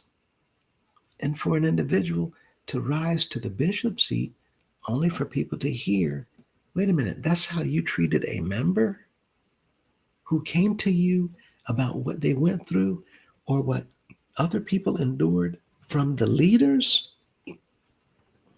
You did nothing to help. You shunned them. Now we understand why he's telling you all, don't listen to YouTube. Don't pay no attention to what people say. They come to you to talk to you about your leader or the organization or our beliefs. Just cross the street. Leave them alone. Of course, that's going to be the message, because that's the only way you're going to find out the truth, is what R. Smith is saying. The truth is here on this platform. The truth is being reported by Golden Boy, by Miss MINTZ, by others that you're hearing from. Other people that have nothing to do with the organization are reporting on what's going on in here. Other people that has nothing to do with the channel are talking about what's going on in here. Other people who simply care about people are talking about what's going on in here. The truth shall make you free. And if you hear it, receive it, and accept it, then you can be freed from false doctrine. You can be freed from all this manipulation. You can be freed from all this deception.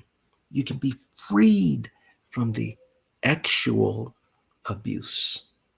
You can be freed from the harassment, from the depression, from the anxiety, from the worryation, from the nervous condition, from physical sickness and disease that's being brought on and onset by mental health issues that we're enduring as a result of dealing with leaders that we trust in.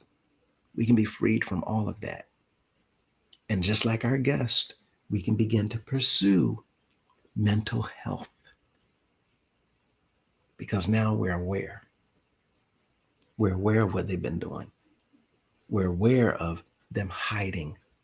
We're aware of them covering it up. We're aware of them protecting that culture. We're aware of them taking advantage of the people at the bottom. We're aware of them taking advantage of those who trust in them. We're aware of rights, like they mentioned in court. We're aware of the opportunities now to fix this problem by going to different agencies that she also said made her aware that we're here waiting for you.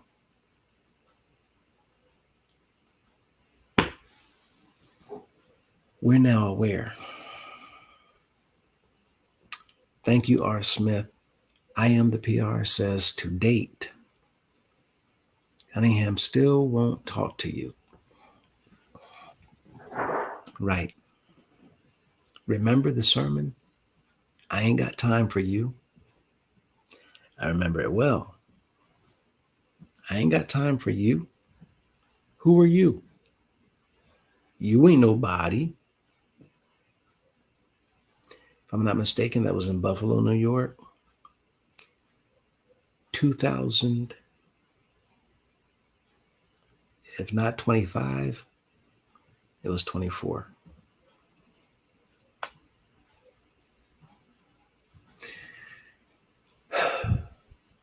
I plead the fifth. It says, as you close out, can we get that sweet river tonight? Absolutely. I'm sure that not only you've been enjoying, but I'm sure our guest has been enjoying as well. What do you think about the Sweet River? Have you heard it? Yes. Yes. Okay. I love it. So everybody, our guest said they love it and you request it. We want to thank each and every one of you for your time, for spending this time with us.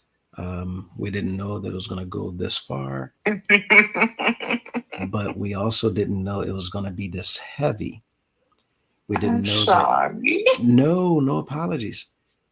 We didn't know we were going to go in that deep. We didn't know that we were going to cover so much. We didn't know anything. And that's the beauty about what it is that we're doing, because we don't plan our conversations. We don't write scripts so that you just follow your script. We don't do none of that. Yeah. We just simply have conversation and we allow the conversation to go wherever it flows. And for you all to join in with us and to add your commentary, it only enhances the conversation. For those of you who are actually sharing your testimonies about things that have happened to you as well, not only does it enhance the conversation, but it allows for our viewers as well as others who will be watching later to share their empathy. You gain sympathy and you gain consideration from individuals that you have never met and don't even know about, while that empathy and sympathy is working within them.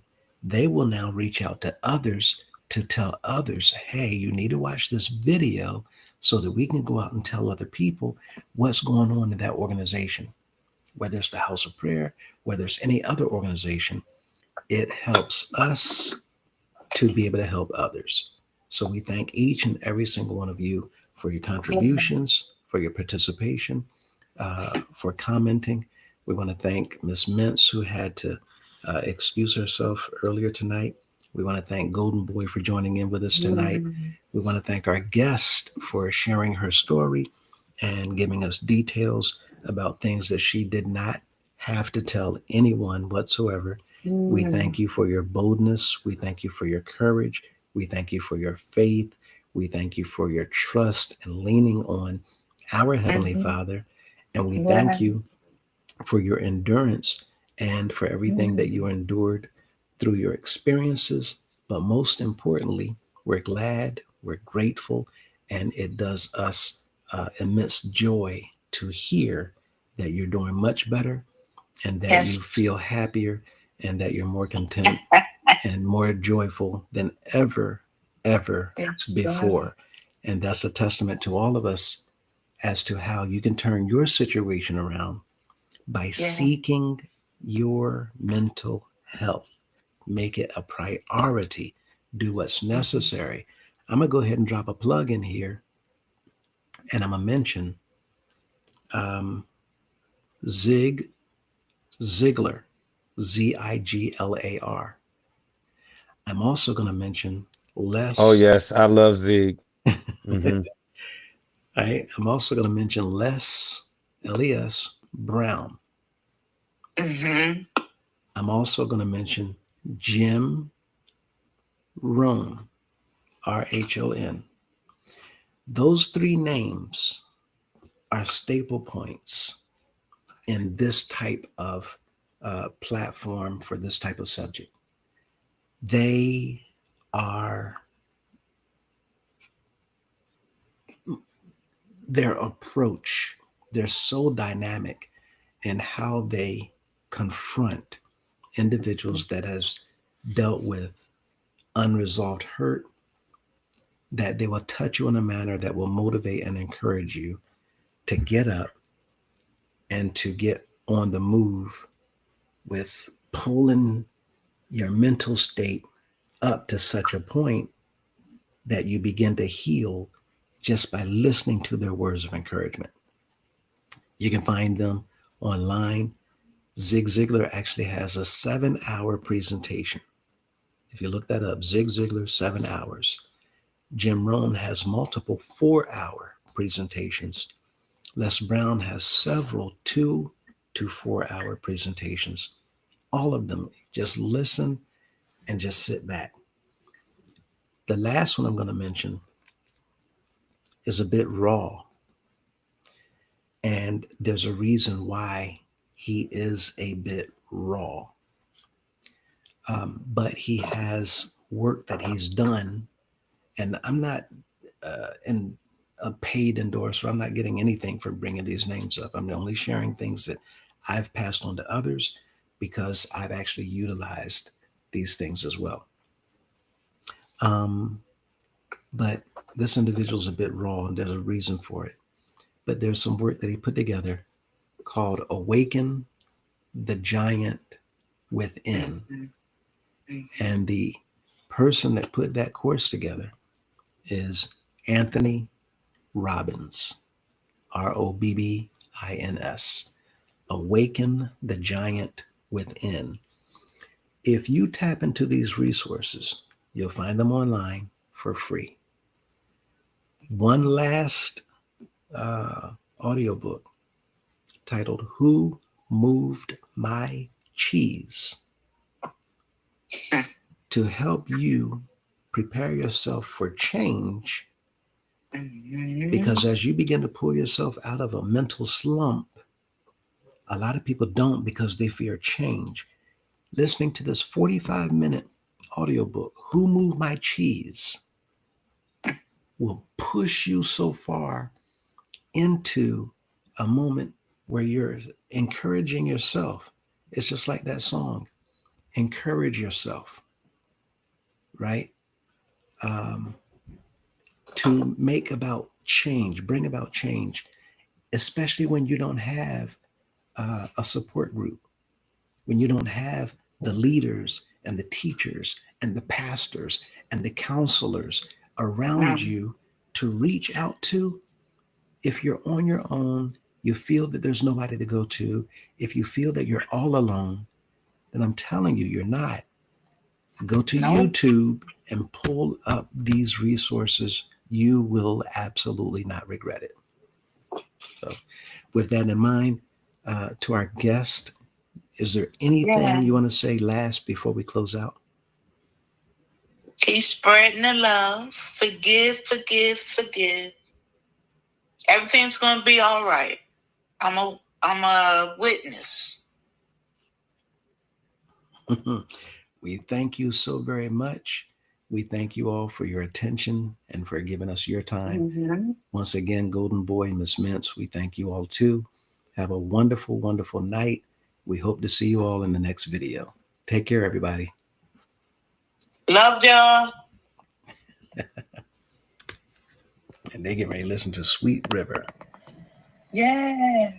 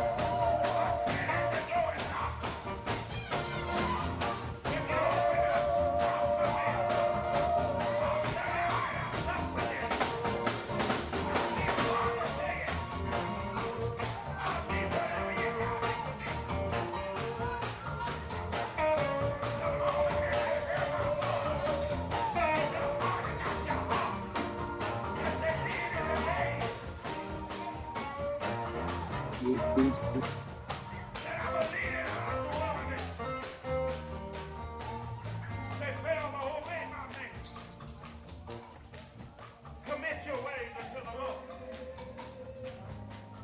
Draw nigh to him, and he'll draw nigh to you.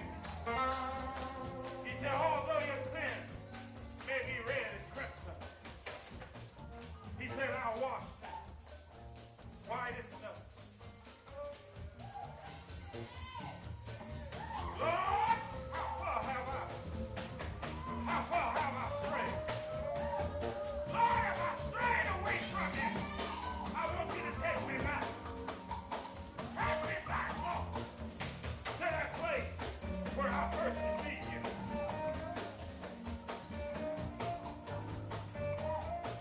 God is forgiving God. God. Oh, he's mighty. He's mighty and strong. He's a wonderful